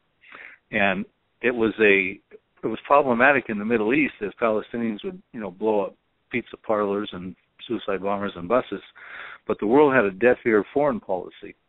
And as long as it stayed in that area and didn't come into our backyard internationally, well, it's just sad, but that's the way it goes. Well, since then, of course, the towers came down and the trains were taken out in Madrid and the London bus bombings, and, it's going to get, now the world's involved in terrorism. And so, I think at this point, it's really a matter of when is God's mercy, which endures forever, and long-suffering going to continue to turn the other cheek on what's going on over there in the Middle East and in the world in general, and in America. There's very much concerns about what's going on with America's decline right now. And I think we need to keep our focus more on God's time clock, and that's sort of the centerpiece of that is Israel, than we do on, the razzle-dazzle and the political spin coming out from the news networks and, the Obama administration and things like that. And even no matter what your position is on the Obama administration or whatever, even if you had a staunch conservative that everyone loved and stuff, I still think he would have his hands full, because now at this point things are so out of control. The only hero in this mix is going to be Jesus Christ. And so, certainly we pray for this country, and we pray we get good leadership with these November elections, and we can try to bring resolve and try to restore this country and take it back to its heritages, which many people believe is wishful thinking at this point. But, I'm very concerned that at this point, the plug is out of the pool, or get out of the pool time, and there's going to be some fireworks going on. You know, as I read your book, and folks, we're talking with Bill Salus, author of Nuclear Showdown in Iran. And in fact, it's a great trilogy of books, Israelistine, Psalm 83, and of course now Nuclear Showdown in Iran. I would recommend each book. As I was reading through this, I was looking at the different headlines. I was looking at taking a lot of notes. And like I said, if I was in a courtroom with you, and if you would introduce this into evidence, introduce this book into evidence as, hey, we are facing a historical fulfillment of prophetic of prophecies, 2,000-year-old prophecies, I would have to say, I'd be hoping the jury would be packed with people sympathetic to my side, but because the facts in this book are so well put together. I have a question here from a listener that was sent to me by email. Does this nuclear showdown in Iran, the prophecy of Elam, how does that affect your Psalm 83 war, if it does? In other words, does it adjust the time clock or adjust the series of events? Well, that's a great question, and one that I've pondered intently. I think there are several imminent events, and those would be the rapture, the nuclear showdown in Iran, potentially nuclear, with this Elam prophecy, and Psalm 83. The destruction of Damascus could be. Isaiah 19, this scenario in Egypt, verses 1 through 18. These things, I believe, are in play. Which one will sequence what? And this is where it gets difficult. There are certain other things like Ezekiel 38, the tribulation period, the Antichrist, things like that there are preconditions, I believe, before they can actually be fulfilled, and therefore they're not imminent. So when we look at what's imminent right now, I'd listed those. And in my estimation, and we want to be careful just because Iran's nuclear program's in the news. Of course, so is everything else with Hamas and Israel preparing to fight Hezbollah and things like that, and ISIS. All of these things are in play. And Putin, even though Ezekiel 38, I think, is still off a little bit, he's high and mighty now, taking over Crimea in March in the span of about a week, which is 5 times the size of the West Bank and Judea and Samaria, which the Palestinians have been trying to get control over for over 6 decades. Well, Russia has no problem taking over 5 times that much land in this past March in Crimea. And Russia represents, so Putin, he may not be the Gog character, Gog of Magog, but Russia's building up momentum now too. So all of these things all these end-time signs are converging.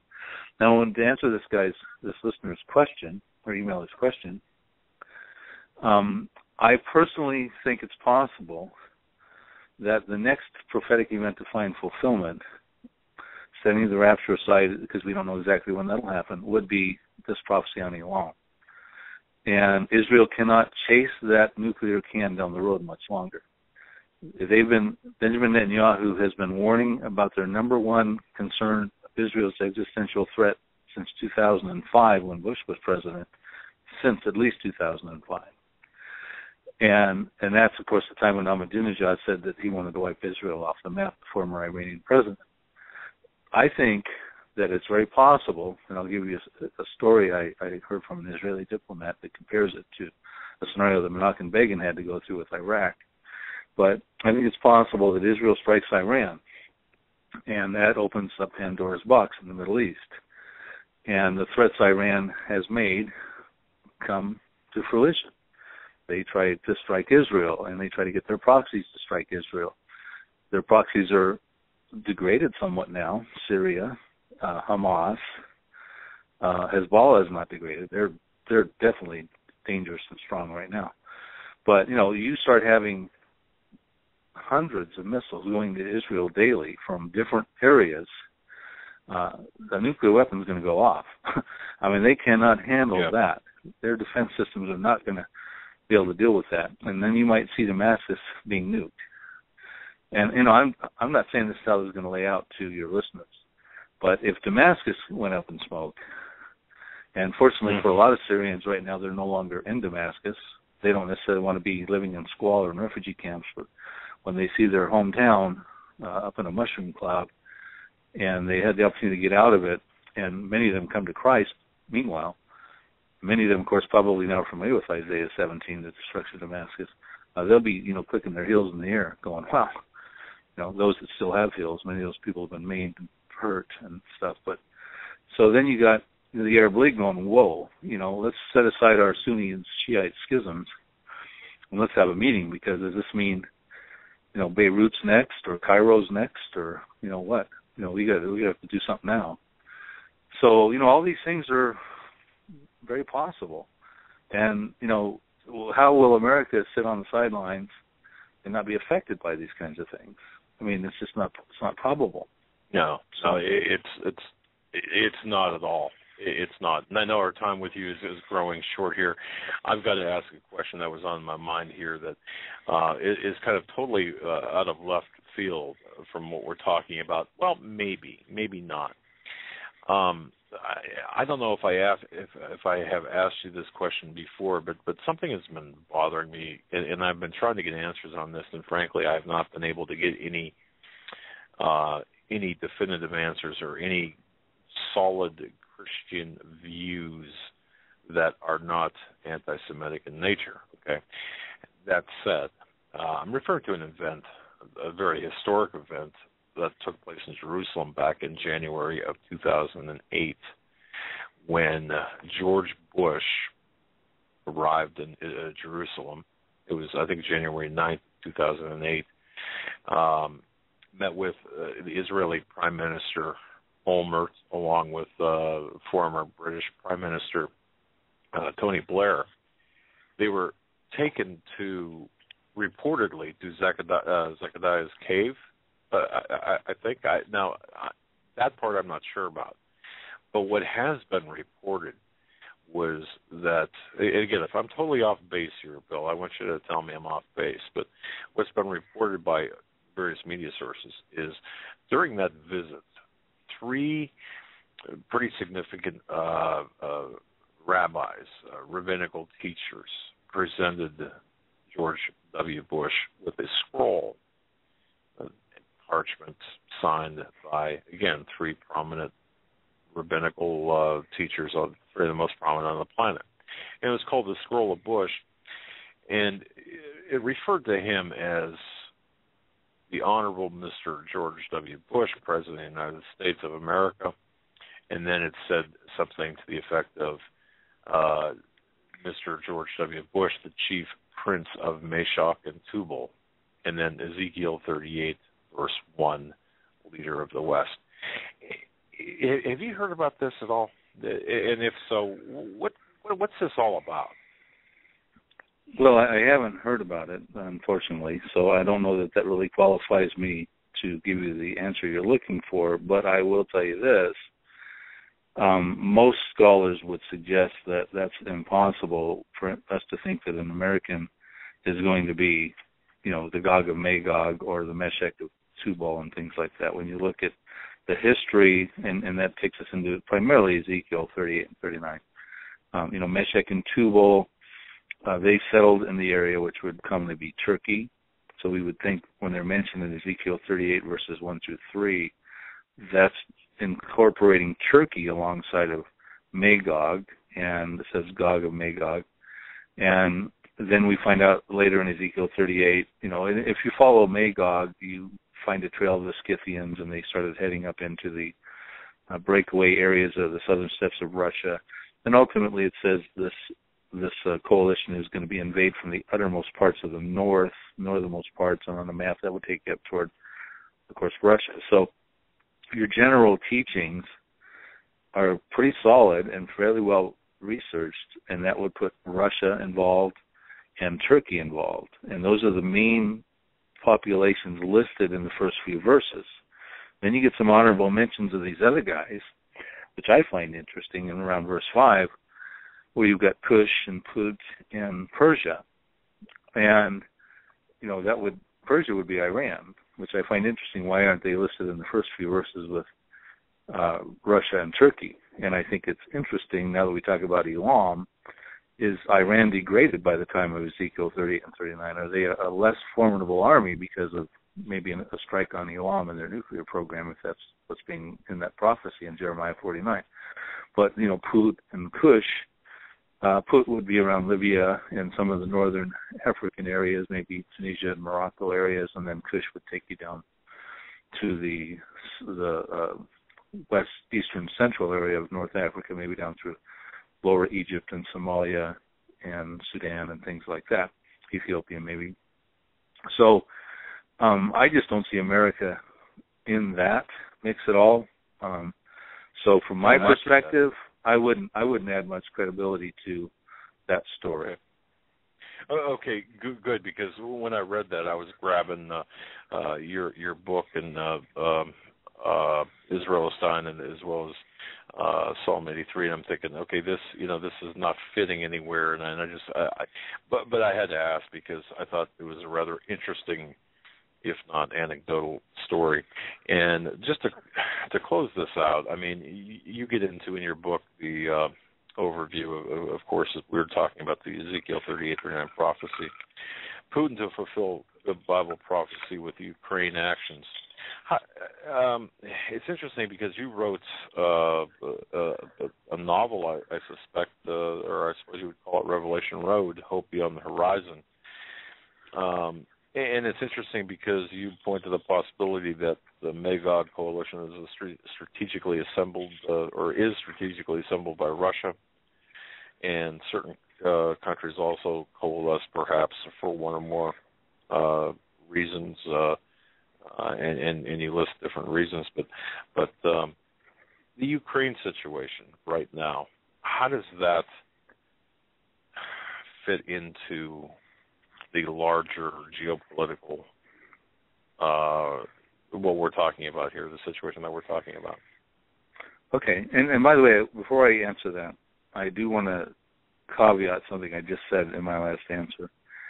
I do believe America might be found in Ezekiel 38 and 39, just not under the enemies of Israel. There's this other, you've got 9 populations of enemies listed. You've got Israel, so you've got a 10th population. And then you've got 4 other populations listed in Ezekiel 38, and those are Sheba, Dedan, which Sheba would be Saudi Arabia, Yemen, Dedan would be Saudi Arabia. Then you got the merchants of Tarshish, a theme of commerce. Someone wants to have commerce with Israel, with that wealthy Israel, and their young lions. And I believe that probably the only place you'll find America in the Bible, which is troubling, the greatest superpower that ever lived, is as the young lions of Tarshish. And I argue in my Psalm 83 book as to why the merchants of Tarshish would probably be the UK. The 2 primary theories are it's either Spain and the colonies that came out of that through Central America and Southern America, or it's the UK and the Western colonies, of course, of which America would be. And I get into arguments for that and stuff like that as to why I believe they're there. But just so that said, I don't want your listeners to think that I don't believe America has got a very important role in Ezekiel 38, but we're not fighting Israel against Israel with the belligerents, but nor are we seeming to help Israel, other than we're standing on the sidelines, and these protesters, Sheba, Dedan, merchants, Tarshish, and the young lions are going, what are you doing, Russia and your coalition? Are you coming for this great plunder and booty that Israel's in possession of? And why are we sideline, spectators instead of actively, helping Israel? And it turns out that God is the one that stops that formidable advance against Israel with earthquake, fire, hailstone, and brimstones. And it's not America, and it's not the IDF. So with that said, Russia's on the move right now. Vladimir Putin is raised up in the ranks of the KGB. He basically, his comments were the greatest tragedy of the 20th century was the breakup of the Soviet Empire, and the greatest triumph of the 21st century will be the restoration of the Soviet Empire. And we need to take that seriously.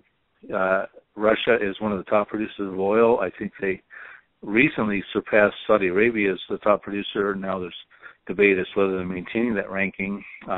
They've got serious contracts with Europe for natural gas, the Ukraine. They supply all kinds of natural gas into the Ukraine. They produce 10.2 million gallons of oil per day, which is about 12% of the world's daily needs, which is about 89 million per day. 25% of the natural gas of Europe is provided by Russia and goes through the Ukraine. About 80% of the gas lines go through there. And Ukraine is 100% dependent on Russia for their natural gas. So Russia is really, at this point in time, Ukraine is a pivotal place for them economically to continue to grow, because Russia is growing in a multi-front capacity, economically and militarily. They're, again, building their arsenal. They've still got about 8,500 nuclear weapons compared to us. We think we've got about 7,700. France would be the nearest other one with about 300. And so, it wouldn't surprise me to see them to try to continue to take over the Ukraine, who did not get involved in NATO, as they should have.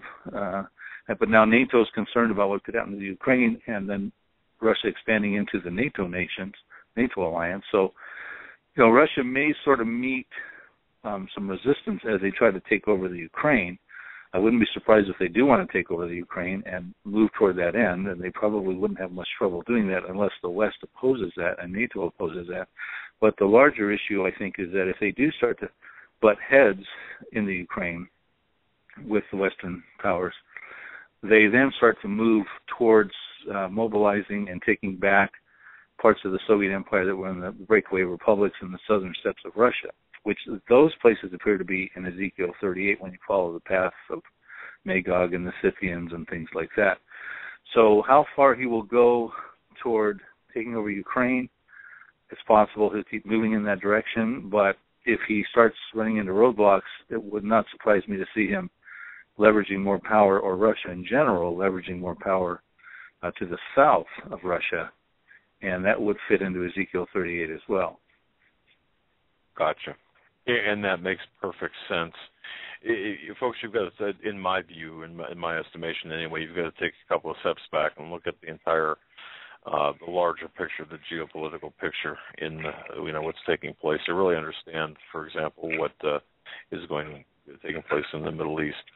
Bill, I want to thank you so much for being just a tremendous guest and writing a tremendous book. Again, folks, the book that Bill Salus has written and is now published, available, is Nuclear Showdown in Iran. I highly recommend this book. It's revealing the ancient prophecy of Elam.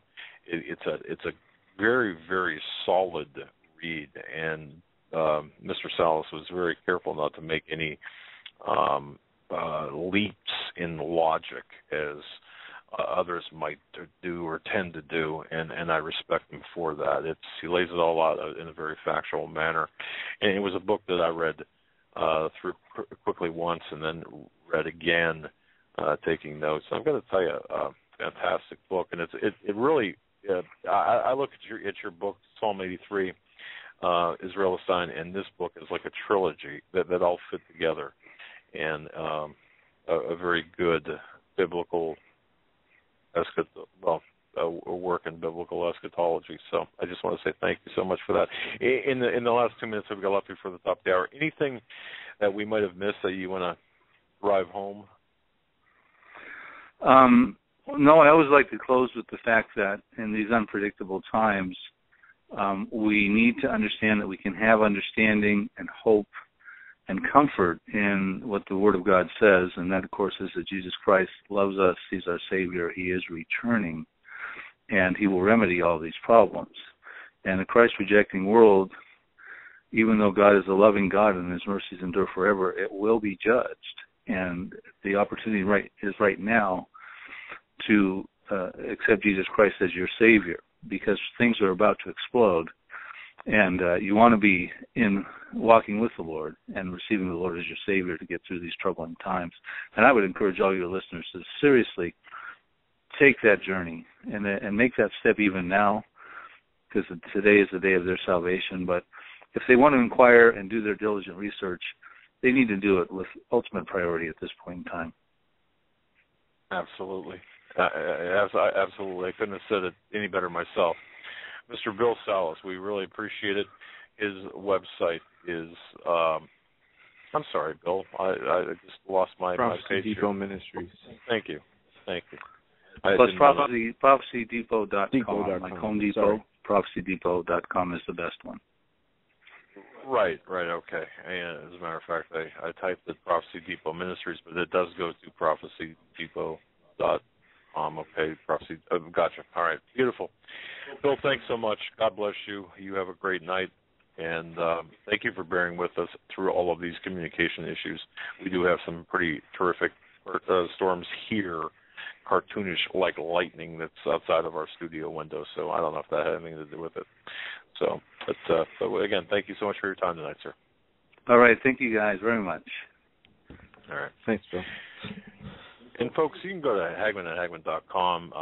The link there to Bill's website is on the left, and of course, under the photos, if you go to the Orlando, Florida conference, you can see how what a good-looking guy Bill Salus is, and standing under the poster of Psalm 83, and of course the blue dots are over Joe's and my face, and just kidding, folks. But seriously, Joe, we really did have a good time talking to him down there and getting to know Bill.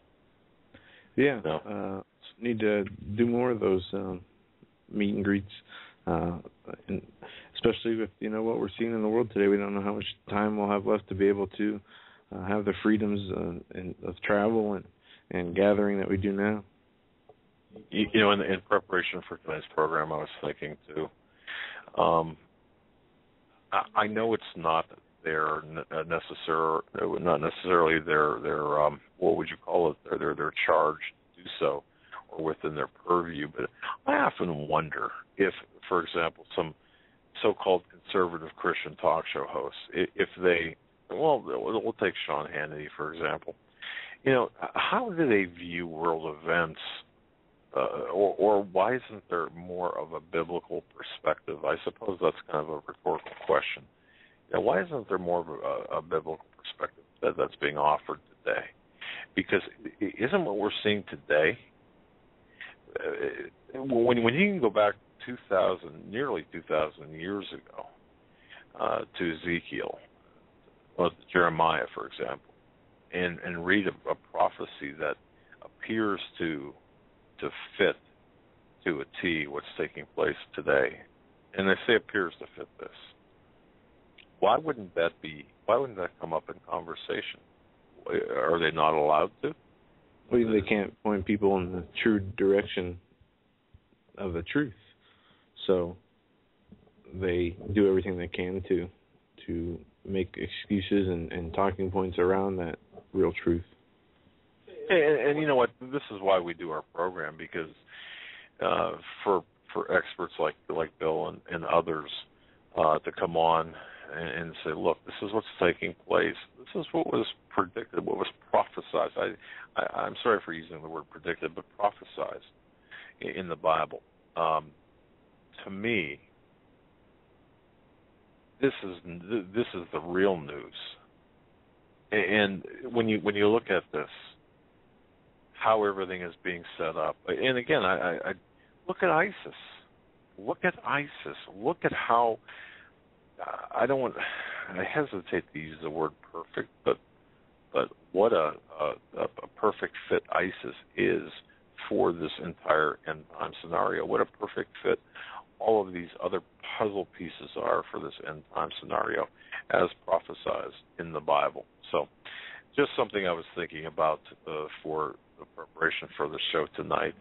And in addition to that, all of the occult numerology symbolism that we're seeing and so on.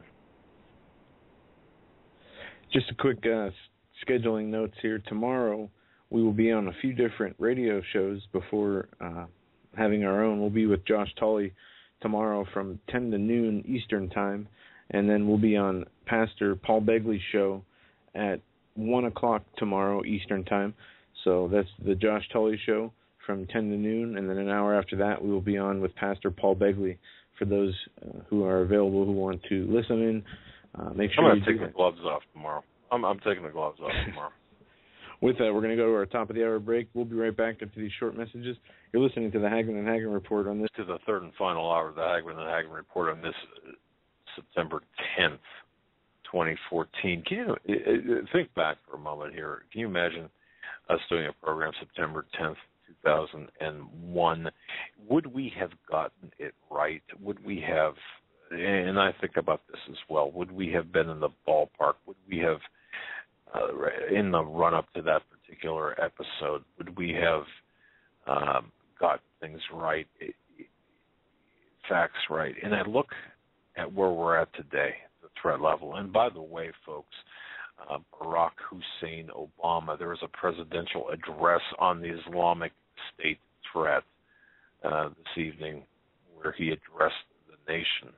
Okay, I really, truly believe, and this was on the studio monitors here, I really believe that Obama, I believe that the people around him, which are, don't forget, he's got many, many Muslim Brotherhood connections, much to the consternation of Media Matters for America. He's got, plus he also, if you don't forget, 2 years ago tomorrow, the fatal attack at the, can I say embassy at Benghazi? Yeah, right. Consulate? No, that's not it. Oh, yeah, the CIA headquarters in Benghazi. Again, a very sore subject for Media Matters for America. They apparently just don't quite understand that the nation building that is taking place by the renegade in chief, his former Secretary of State, the Muslim in chief as far as the Central Intelligence Agency is concerned, and other government entities. Media Matters for America, the writers there, they're too busy bootlicking the messiahs, their messiahs' boots with respect to the events. And you know, it's sad because this is not necessarily just about 2 years ago Benghazi. This is not just about 4 dead Americans. This is about the millions of refugees out of Syria, refugees that would not ordinarily be created or have that status had it not been for, and can not continue to be for, the CIA / Department of State / Muslim Brotherhood agenda, the Saudi agenda, the Qatari agenda that is taking place across the Middle East, using our military hardware and the blood of our men and women in uniform, as well as the blood of our intelligence assets there as well, including the UK and even Israel is involved in this. So there are no hands that are free of blood stains. I will say that without any doubt. But I do believe, as we sit, Joe, right here on the eve of 9/11, I believe that there is something that will happen, is about to happen. I don't know what that it is. It's not necessarily confined to the anniversary date of 9/11, but whether it's a week, a month, 2 months, I don't know. But I do believe that we're looking at a very, very dangerous time in our existence. And by dangerous, I'm meaning well beyond, exponentially worse than the events of 9/11/2001 right here in America. Those borders are open for, the southern border is open for a reason. The missing nukes, do you remember those? Have they been accounted for? What about the Ebola outbreak? Now Steve Quayle has been on talking about that and saying that this is kind of a beta test precursor for something much bigger, and I tend to agree with him on that. But look at all of the different threats that are facing this country. And I'm just going to close my thoughts out by saying this. In my view, we could have, the people of this country could have made a difference in 2007 and 2008. The people who laughed, scoffed, mocked, ridiculed, and vilified citizens, talking about the pedigree of Barack Hussein Obama, the identity of Barack Hussein Obama / Barry Soetoro. Anybody who mocked or ridiculed or vilified or said, oh, it's a distraction from the real issues. The reason, in my view, a very significant reason we are in the position we're in today, the threat environment that we're in today, the world crisis that we're in today. We can look at the globe and put your finger on a country or a continent, whatever, and tell me if there are not fires, burning out of control, metaphorically speaking. Even in America, the undercurrent of crisis is here. The economic crisis is looming large. The taking out of the U.S. dollar, the deliberate killing of the U.S. dollar. But look at the carnage that we caused in Libya. We, the United States, the Western, in tandem with the countries I've mentioned. Look at what we've caused. Look at the refugee status we've caused in Syria. A ragtag group of anti-Assad rebels. It would have been much like the Bay of Pigs back in the early 1960s if Obama and Clinton would have acted like Kennedy and Kennedy. You see that parallel there? Of course you do.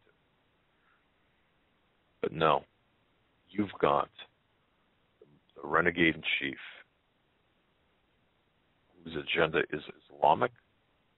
You've got the CIA chief, now the head of the entire CIA, who, according to an FBI agent, converted to Islam, or did convert to Islam quite some time ago.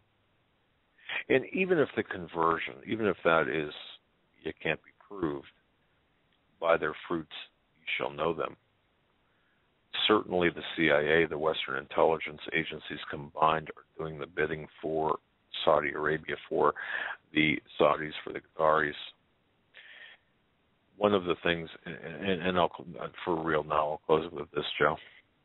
On this second anniversary of Benghazi, everyone wants to talk, for example, about the security, the failures of diplomatic security. No one wants to talk about the 5 warehouses spread across North Africa and Benghazi and Misrata and Derna that are Saudi-owned and Qatari-owned or controlled, British-controlled. We knew about them, and we had our hand in that as well.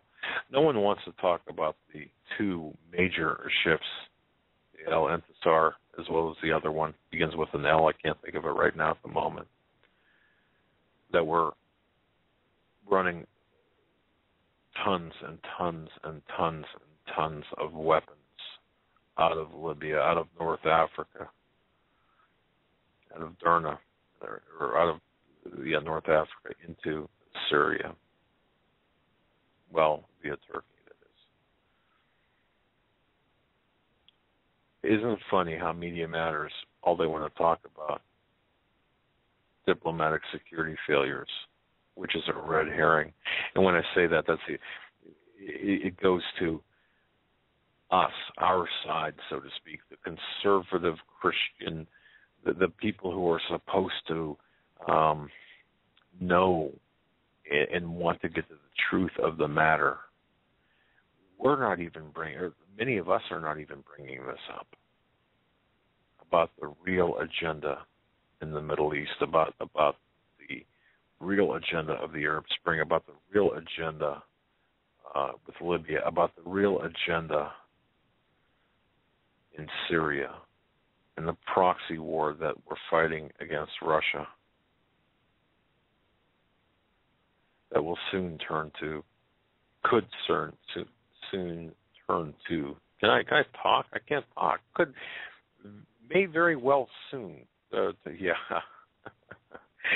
Look at a strike against our economy. How's that? Let me just stop talking here and just say, wouldn't it be interesting, as Bill Salus had even mentioned, what would happen if, for example,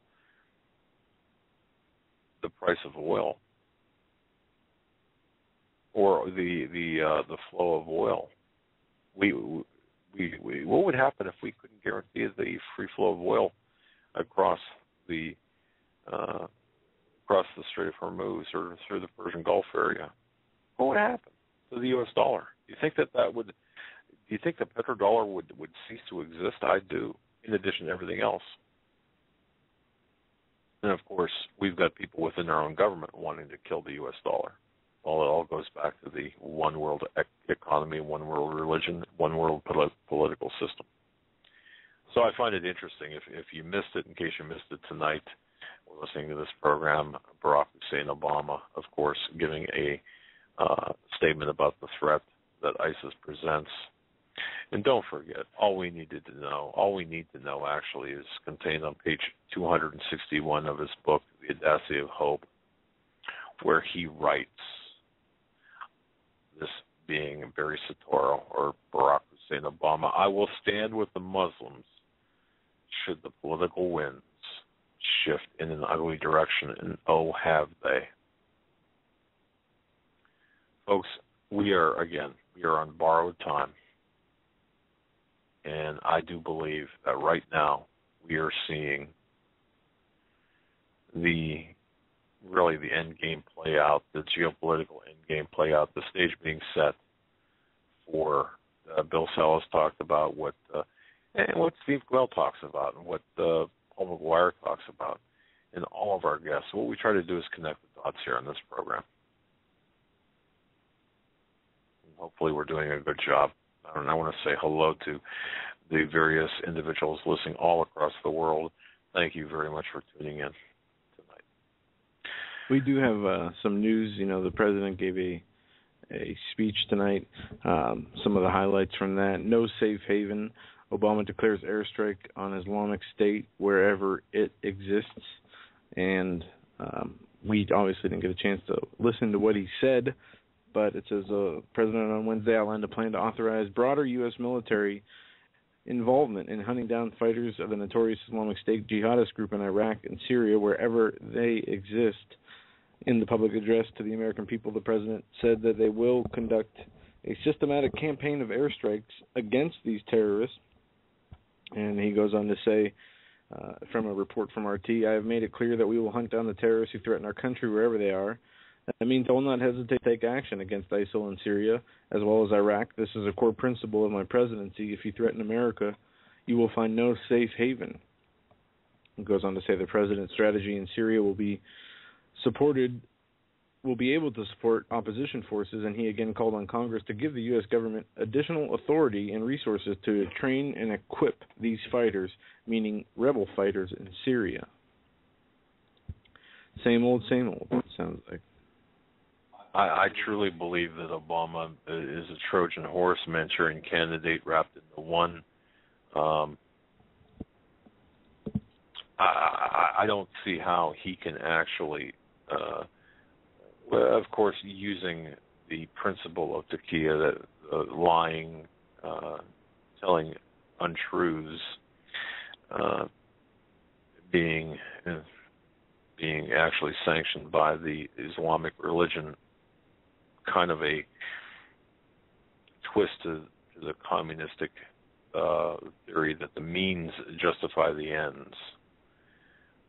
That's something I think that we're looking at right now. Hey, we'll tell the American people one thing about our strategy, but watch what we do or watch what we don't do, sins of omission, sins of commission, and take that instead of my words to the American people. And I do believe that I truly believe that many Islamic leaders are laughing at the stupidity of the American people right now. You know, how can the Americans be so stupid? Don't forget back in the 1940s and 1950s, really beginning in the 1950s, the communist infiltration in America and how McCarthy was demonized. Then Senator Joe McCarthy was demonized.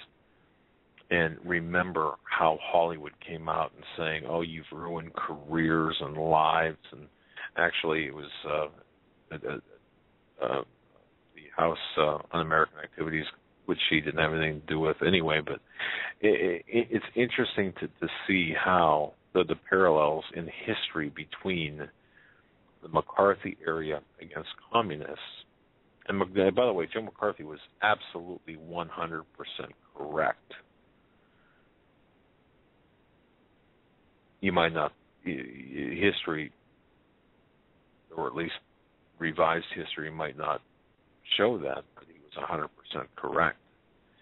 Compare those make the parallels between the communist threat in the 50s to the Islamic threat of today. Islam will be used as the communistic tool to usher in the New World Order, and I say that quite frequently, but I do believe that to be the case. And there is, by the way, CNN is hosting did post a complete transcript of Obama's speech on combating ISIS and terrorism in general. But I think what he's doing is hedging his bets here, because I do believe he's got to have some plausible deniability, especially as we enter into the anniversary of 9/11, both Benghazi as well as the attacks on America, especially with respect to all of the threats that face us. And I think, Joe, he knows. I think they know that there's something being planned. And whether that something being planned is going to use the Muslims as tools, as dupes, I don't know. Or whether they'll allow them to act on their own and to get it, to have them strike here in America on their own. It doesn't matter. What does matter is what is being planned for the other side of that. That's what we're looking at. Of course, yeah. It matters to the people involved. But go ahead.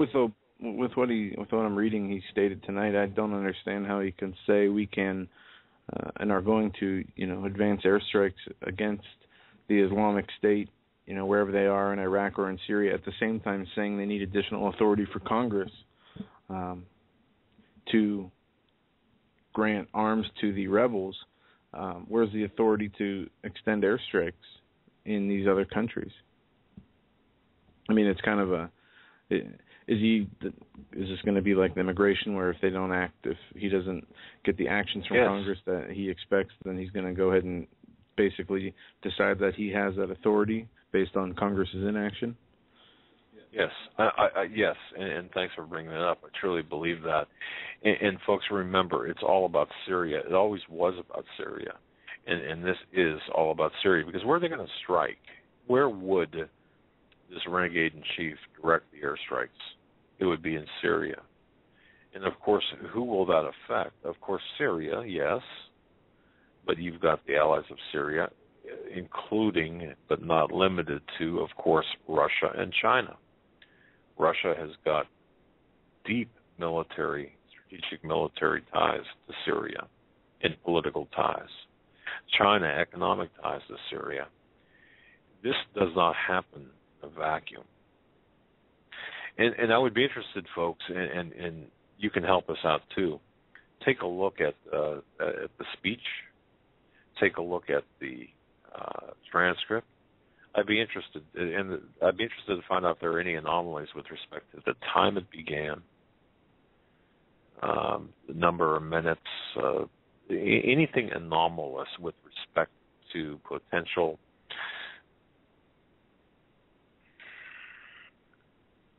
anomalies. I'm going to leave it at that. I'm not going to numerically, and we've talked about this before. Yeah. In other news, radio show host Doug Hagmann uses Google as a verb on his own show and doesn't realize it. This is a report I'm reading from the chat room. Apparently you did. And people have posted the show rules and want answers. Okay. Well, I need evidence. I'm going to have to go back and make the whole show again. I guess if I did use Google as a verb, then I'm going to have to put myself in timeout because that is, we don't have many rules. Now, you can use Corzine as a verb for those who haven't visited the rules page, which we'll be expanding, but you can use Corzine as a verb, but not Google. For example, I've been Corzined, meaning that, you've been robbed or burglarized. Perhaps that might even be a better analogy, but that's all right. No, seriously. In other news, there's been a X1.6 class solar flare, and there's a heading from the AP. Scientists solar storm heading toward the Earth. A strong solar flare blasted its way to the Earth, and it goes on to say, but the worst of its power looks like it'll barely skim above the planet and may not cause many problems. And I've seen this, two stories on this. One say that, it's coming directly towards the Earth. One saying it's going to potentially, the most of the energy is going to potentially miss the Earth, which we will hope that is the case. But in either case, it goes on to say that new calculations from the satellite data show the worst energetic particles streaming from the sun will likely go above the Earth this time, it says. But they do go on to say that it is a bad storm and that this is one of the bigger storms they've seen earthbound in a few years. They say that it could knock out radio transmissions and disturb the Earth magnetic field and cause temporary power problems in certain parts of the globe, depending on where it hits and when it hits. Just to keep you and it's expected to hit anytime in the next 48 hours, from where I can gather here from a few different sources. Right. And folks, you can follow, I just want to add, you can follow this on spaceweather.com. That's spaceweather.com, X flare, and that's active sunspot, A like Apple, R like Roger, 2158. That's AR 2158. So that's what Joe was talking about, and it would be interesting to see what kind of effect it would have. In fact, I think there is a video at that, solarham.net has a video. Spaceweather.net too, yeah. Yeah, so, okay, good. All right. In other news, I don't know if you saw Just Google it. You're really pushing that tonight. DHS will ask stores to watch customers' buying habits. This from the Washington Times. DHS will ask stores to watch customer buying habits for terrorist clues. Homeland Security Secretary Jen Johnson said the department will be issuing new guidance to retailers this week, giving them pointers on how to spot potential terrorists among their customers by looking at what they are buying. Saying the government cannot prohibit sales of some everyday materials, Mr. Johnson said retailers should be trained to look for anyone who buys a lot from what he described as a long list of materials that could be used as explosive precursors. He said it was an extension of the If You See Something, Say Something campaign launched under his predecessor, Secretary Napolitano, which tries to enlist average Americans to be aware of their immediate environment. We can't and shouldn't prohibit the sale of a pressure cooker. We can sensitize retail businesses to be on guard for suspicious behavior by who is buying this kind of stuff, Mr. Johnson said during a question and answer session after a speech at the Council on Foreign Relations. And it goes on to say, other than pressure cookers, Mr. Johnson did not say what products might appear on the guidance that will be sent to retailers. Mr. Johnson said he is aware of the tenuous balance between security and freedom and does not want to upset this with his moves. He also said there is no current credible information indicating an Islamic State militants who are on the advance in Iraq and Syria are plotting immediate attacks in the U.S. So a whole mouthful there. And he also goes on to talk about bullet purchases or people who are buying ammunition, asking people to be particularly aware of people who are buying mass amounts of ammunition, which I don't see in this article, but this is the headline that it stems from in a separate place, which I'm looking at the Washington Times version right now. So interesting, on the heels of 9/11, you see a piece like that coming out. Also, I don't know if you saw this, Dad, but this is kind of a crazy headline. Maywood, this is out of CBS Chicago. Maywood firefighters claim they were punished for refusing to remove American flag decals from their helmets. Suburban firefighters claim that they are being punished for displaying the U.S. flag on their helmets and lockers. Firefighters in the village of Maywood say they were sent home for refusing to take American flag decals off their equipment. What are they, in high school or in grade school here, sent home? And on the eve of 9/11 anniversary, wouldn't you think that with the firemen and the police that perished in 9/11, that this would be something that would be they would want you to have on, was showing support for your country and your fellow service members who died? But apparently not, as it says, they refused to remove the stickers important to them from their lockers, decals of the American flag. A lot of us take pride in the firehouse because that's where we live. We spend a third of our time there, and we want it to look good. And they say they want to display their patriotism, but the fire chief says among the decals in the firehouse was this picture of a monkey smoking a cigarette, which generated complaints of being racist. The chief said Tuesday night that in order to maintain uniformity, all decals are to be removed. And they justify it by saying, we're following the rules, we're not trying to be disrespectful when talking about removing the American flag from the firefighters' helmets or go home. How can you not be disrespectful via that action? Yeah, okay, whatever. That is crazy. We've been getting a lot of emails, folks, about the Satanists holding the controversial Black Mass in Oklahoma.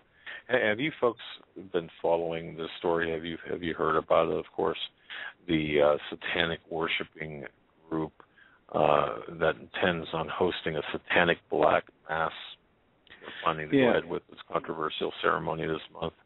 I saw a few other things. There was also a satanic monument that popped up in an area of Canada overnight. But, if I had a choice, I'd rather not cover that as much as the aspects of what these new Satanists claim their religion consists of, because I think that's where it is really important for people to pay attention. If you notice, and let me try to pull up one of these reports here, they talk about this Satanism as a religion of not as you would think. They talk about, their love of nature and the environment. They say they're not, holding ceremonies or worshiping any deity. They say that it's basically like atheism. And this is, I got to find these articles here because you go ahead and talk about if there's anything on your mind about these that you want to talk about. But I want to find this other article that goes through some of these things that these people are what they believe in and show you how it is still. It might sound good at face value. It might sound not good, but not satanic either or devilish. But it is very, and it's very misleading to people. Well, I just think that what we're looking at here is just a new level, new lowness of morality here in this country. And to think back to what Steve Quayle had said and always says about there are no political solutions to spiritual problems, and we've got a massive spiritual problem in this country. And I'm sure you're saying, well, tell me something I don't already know. Of course we do. So, but to have it so blatant, and you also have an uptick associated with this blatancy. You've got this uptick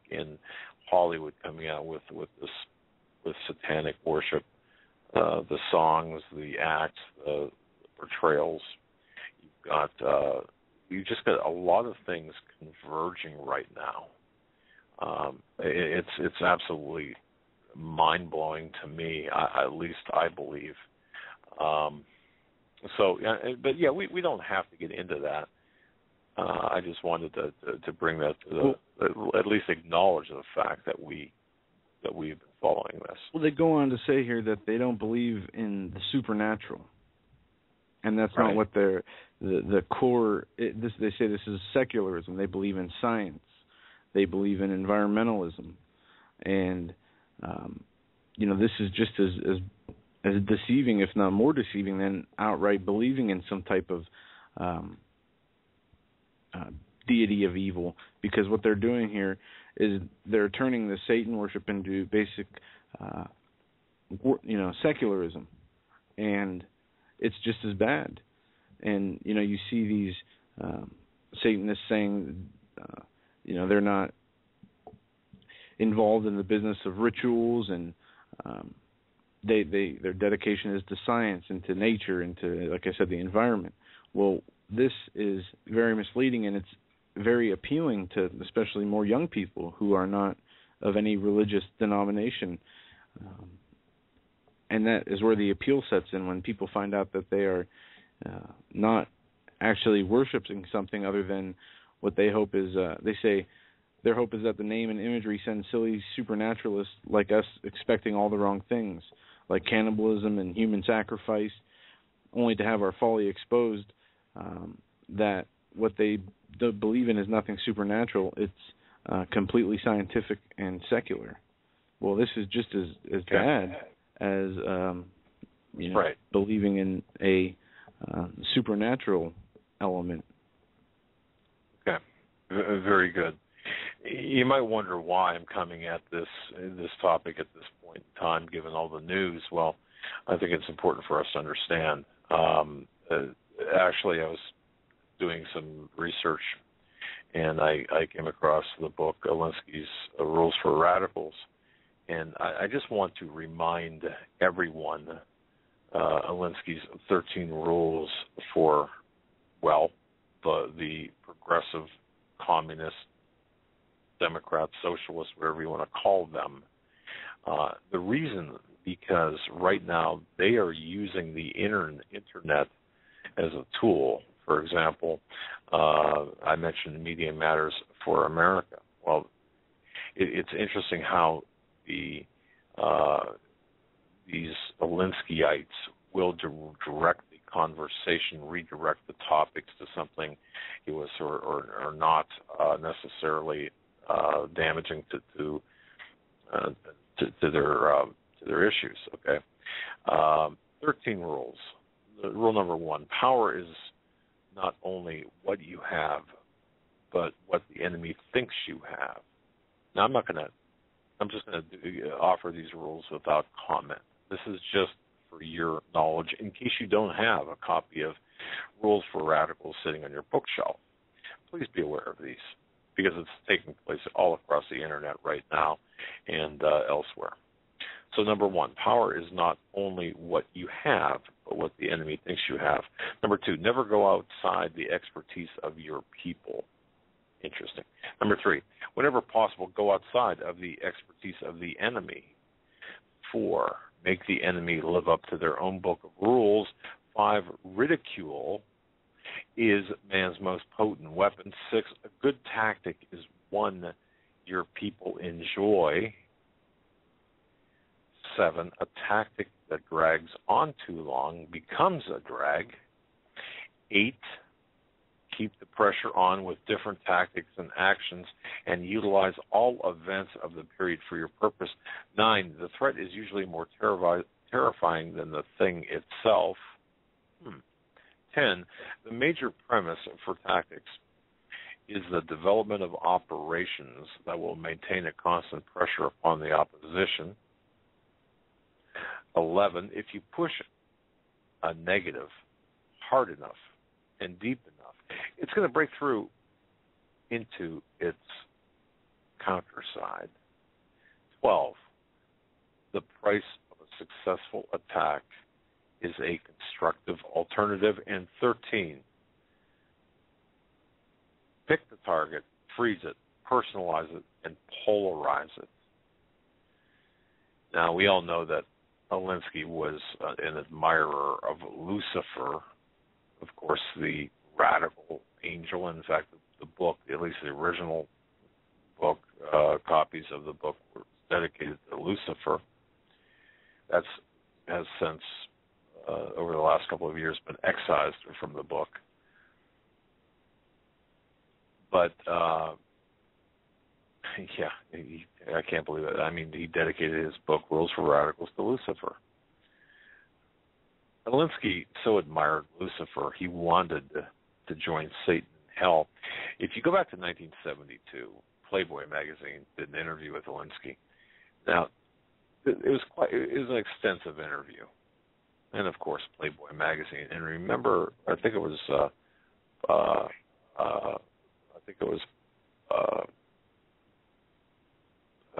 Paul McGuire, wasn't it, or was it Nathan Leal, or who was talking about the Playboy bunny logo? But nonetheless, Playboy magazine, he did an extensive interview with them. Toward the end of this long interview, Alinsky was asked about death and afterlife. And now, it's interesting because a lot of these people will claim to be agnostics or say, well, I really don't know about God existing. He said he was brought up by Orthodox Jews and considered himself to be a devout Jew until he was 12 years old, and then he went through some pretty rapid withdrawal symptoms and kicked the habit. That's his words, not mine. Nevertheless, he told Playboy, but I'll tell you one thing about religious identity. Whenever anyone asks me about my religion, I always say, and always will, Jewish. See how things get started. You see the anti-Semitism here being built up. Playboy, the interviewer, asked Alinsky, do you believe in any kind of afterlife? Alinsky said, well, sometimes it seems to me that the question people should ask is not, is there life after death, but is there life after birth? I don't know whether there's anything after this or not. I haven't seen evidence one way or the other, and I don't think anyone else has either. But I do know that man's obsession with this question comes out of a stubborn refusal to face his own mortality. Let's just say that if there is an afterlife and I have anything to say about it, I will unreservedly choose, you ready for this, to go to hell. And I'll tell you, of course, Playboy, I'll just follow up with this. Playboy says, well, the interviewer asked him why. I mean, of all the things, why? And Alinsky said, hell would be heaven for me. All my life, I've been with the have-nots. Over here, if you're a have-not, you're short of dough. If you're a have-not in hell, you're short of virtue. Once I get into hell, I'll start organizing the have-nots over there. Interesting theory. The reason I brought this up now, Obama having his cutting his teeth in politics or in the public world on community organizing and holding Alinsky as really his mentor, if you will. There you have it. That's what we're facing. And I bring that up just to show people what we're facing. And those tactics, the 13 tactics I mentioned, folks, this is what we're facing. Internet trolls, this is what we're facing. Emails, this is what we're facing. These are the Alinsky tactics and what is behind the Alinsky tactics. You might hear about the Alinsky tactics on other radio shows, but now you know what's behind it. So that passed along that research to you. I don't know if I forgot to mention this with Bill Salus on the air, but Henry Kissinger made some remarks of how he feels that Iran is a bigger threat to the United States than ISIS is. Did you happen to see that? Yes. I thought that was interesting. We have... well, we're building, to answer, I should have expanded on that when you asked me. You're building on the perception. I believe you're building on a perception here, Iran being the bigger threat. There's two things, really. You're taking the focus from ISIS, which was a creation, and it's being maintained by U.S., Western intelligence, Saudi, intelligence. And you might not think that. It doesn't make sense, logical sense. But again, nothing in this Middle Eastern situation makes a whole lot of sense. And you're also looking at Iran and demonizing Iran. Not that Iran shouldn't be demonized for the nuclear program. It's operating the hierarchy of Iran. But don't forget, back in what Bill Salus did mention was the Iranian Revolution back in 1979. And folks, don't forget, there were two different embassy takeovers in 1979, one in February and one in November. So, and the one in November was the one that, of course, that everyone remembers, where the 52 hostages were held for 444 days. So, when you look at all of this, this fits right in with that biblical prophecy, at least in my view. If you go and you take a look at Iran, nuclear showdown, ? Of course, and the prophecy of Elam, it does fit. It all fits. But and I think Bill used a great analogy there about a neighbor, about the neighborhood with respect to a threat to another neighbor, and then a third neighbor, and this is what we're seeing over there. It's a mess. It's a mess. It's a mess. Yeah, and going back to the some of the communist aspects you're talking about, this was released in theweek.com. America is running out of jobs. It's time for a universal basic income. The politics of a guaranteed income got a lot easier when you acknowledge the U.S. is no longer the land of opportunity. It says free money for everyone. With weak job growth, rising poverty, and the rich continuing to devour nearly all economic growth, it's an idea that is gaining more credence. Arguments for a universal basic income, which they have abbreviated to UBI, in which everyone without exception would receive an equal wage, have flourished in policy-centric areas of the Internet, including the weak. Advocates of the UBI see it as a blunder for more effective means of reducing poverty and shrinking the inequality gap. But even if the UBI proponents are right on the merits, Tyler Cohen argues that the political issues are unfavorable. Most of the plausible assumptions about the basic income level, most people would not be recipients, nor would they expect to be potential net gainers from the program. In general, voters put much more importance on common sense notions of desert do than economists. So then I think, why send money to the people who aren't working? Institutions will crowd out the I want to think of myself as someone who helps other people feeling. It goes on to say here that the whole idea is that everyone would be included under this universal, this UBI.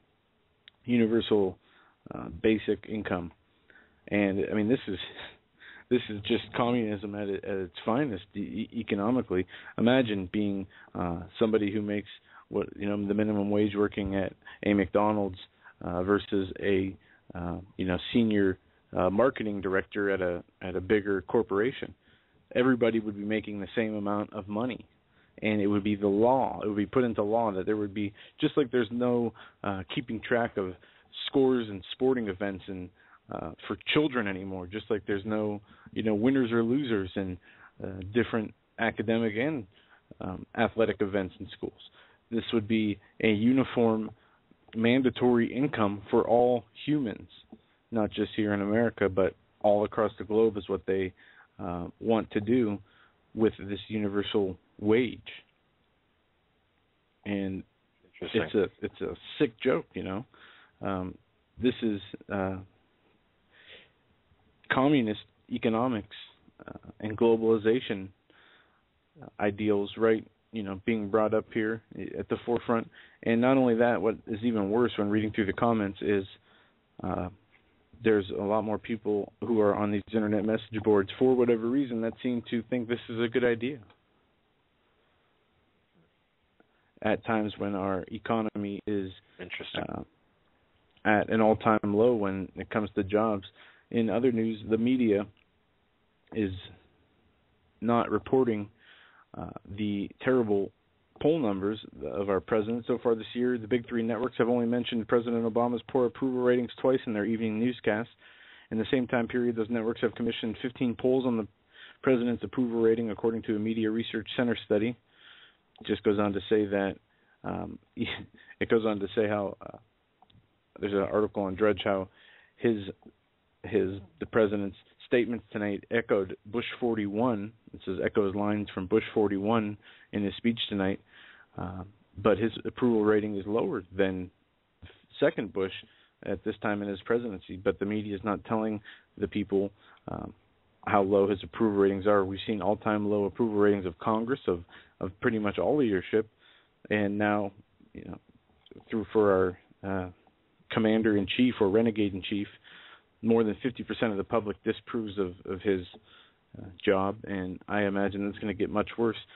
And one thing that we see here is that immigration efforts were said not going to be taken until after the latest midterm elections, meaning, and I saw this here today, that this brought up not bringing in the amnesty issues or not pushing through the executive orders on immigration until after the midterm elections would be a problem for Obama, because if the Republicans gained a majority in the Senate, well, how could he go ahead and push through executive amnesty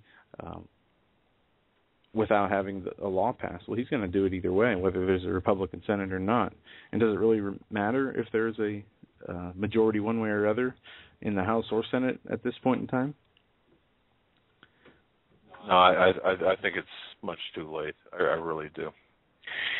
Folks, we've got a very long day tomorrow. We're going to be on the radio shows. Josh Tolley from 10 to noon Eastern time. And then Paul Begley from 1 to 2 Eastern time. Okay, and then we've got the other things in between before the show. And then, of course, we've got our show. So we also have some work being done, technical work being done, hopefully to improve certain sound quality issues. So with that, and that's taking place right after the show, and it lasts for, I don't know, 35, 40 minutes per night. So we're trying something different now to hopefully increase the quality of the archival archives for the show. Having said that, don't forget, folks, we're in a very precarious position, a very precarious time right now. We're looking at the anniversary of 9/11 tomorrow, not just 9/11/2001, but the anniversary of Benghazi. You've got to know that things are closing fast. So the only recommendation I have for you is just to be very careful. Watch your surroundings. Expect the unexpected. If I can leave you with anything, expect the unexpected, Joe. Yeah, we don't know what, if anything's going to happen tomorrow. There's been a lot of predictions, a lot of hype, and you just don't know. You're just going to have to watch and keep your eye out.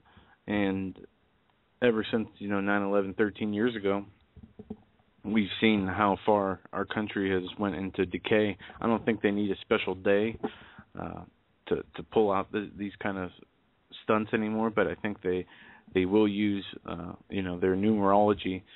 In fact, when they do, we know there are so many threats both outside and inside our country that things can happen to us. There's so many threats, natural and man-made, that can happen to us.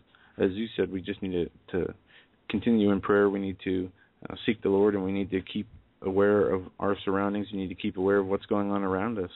But we always need to make sure we have a positive attitude and our focus on the Lord, and we will be just fine. And that's all the advice I can give. But tomorrow, once again, we will be on with Josh Tolley from 10 to noon, and then an hour later on Pastor Paul Begley from 1 to 2. So make sure that you tune in, and we'll be here at our regular time, 8 to 11 p.m. Eastern, and hope all of you are here. I want to thank Bill Salus for being on tonight. It was a fantastic interview. For those of you who missed it, his latest book, Nuclear Showdown in Iran, Revealing the Ancient Prophecy of Elam. At his website, you can go to www.prophecydepot.com and see not just this book, but all his books there, Israelistine, Psalm 83, Revelation Road, and this one. Definitely a very interesting book. Let me thank Bill for coming on. It was a fantastic interview. All right, folks, that'll do it for us for tonight. God bless. Stay safe. Until tomorrow.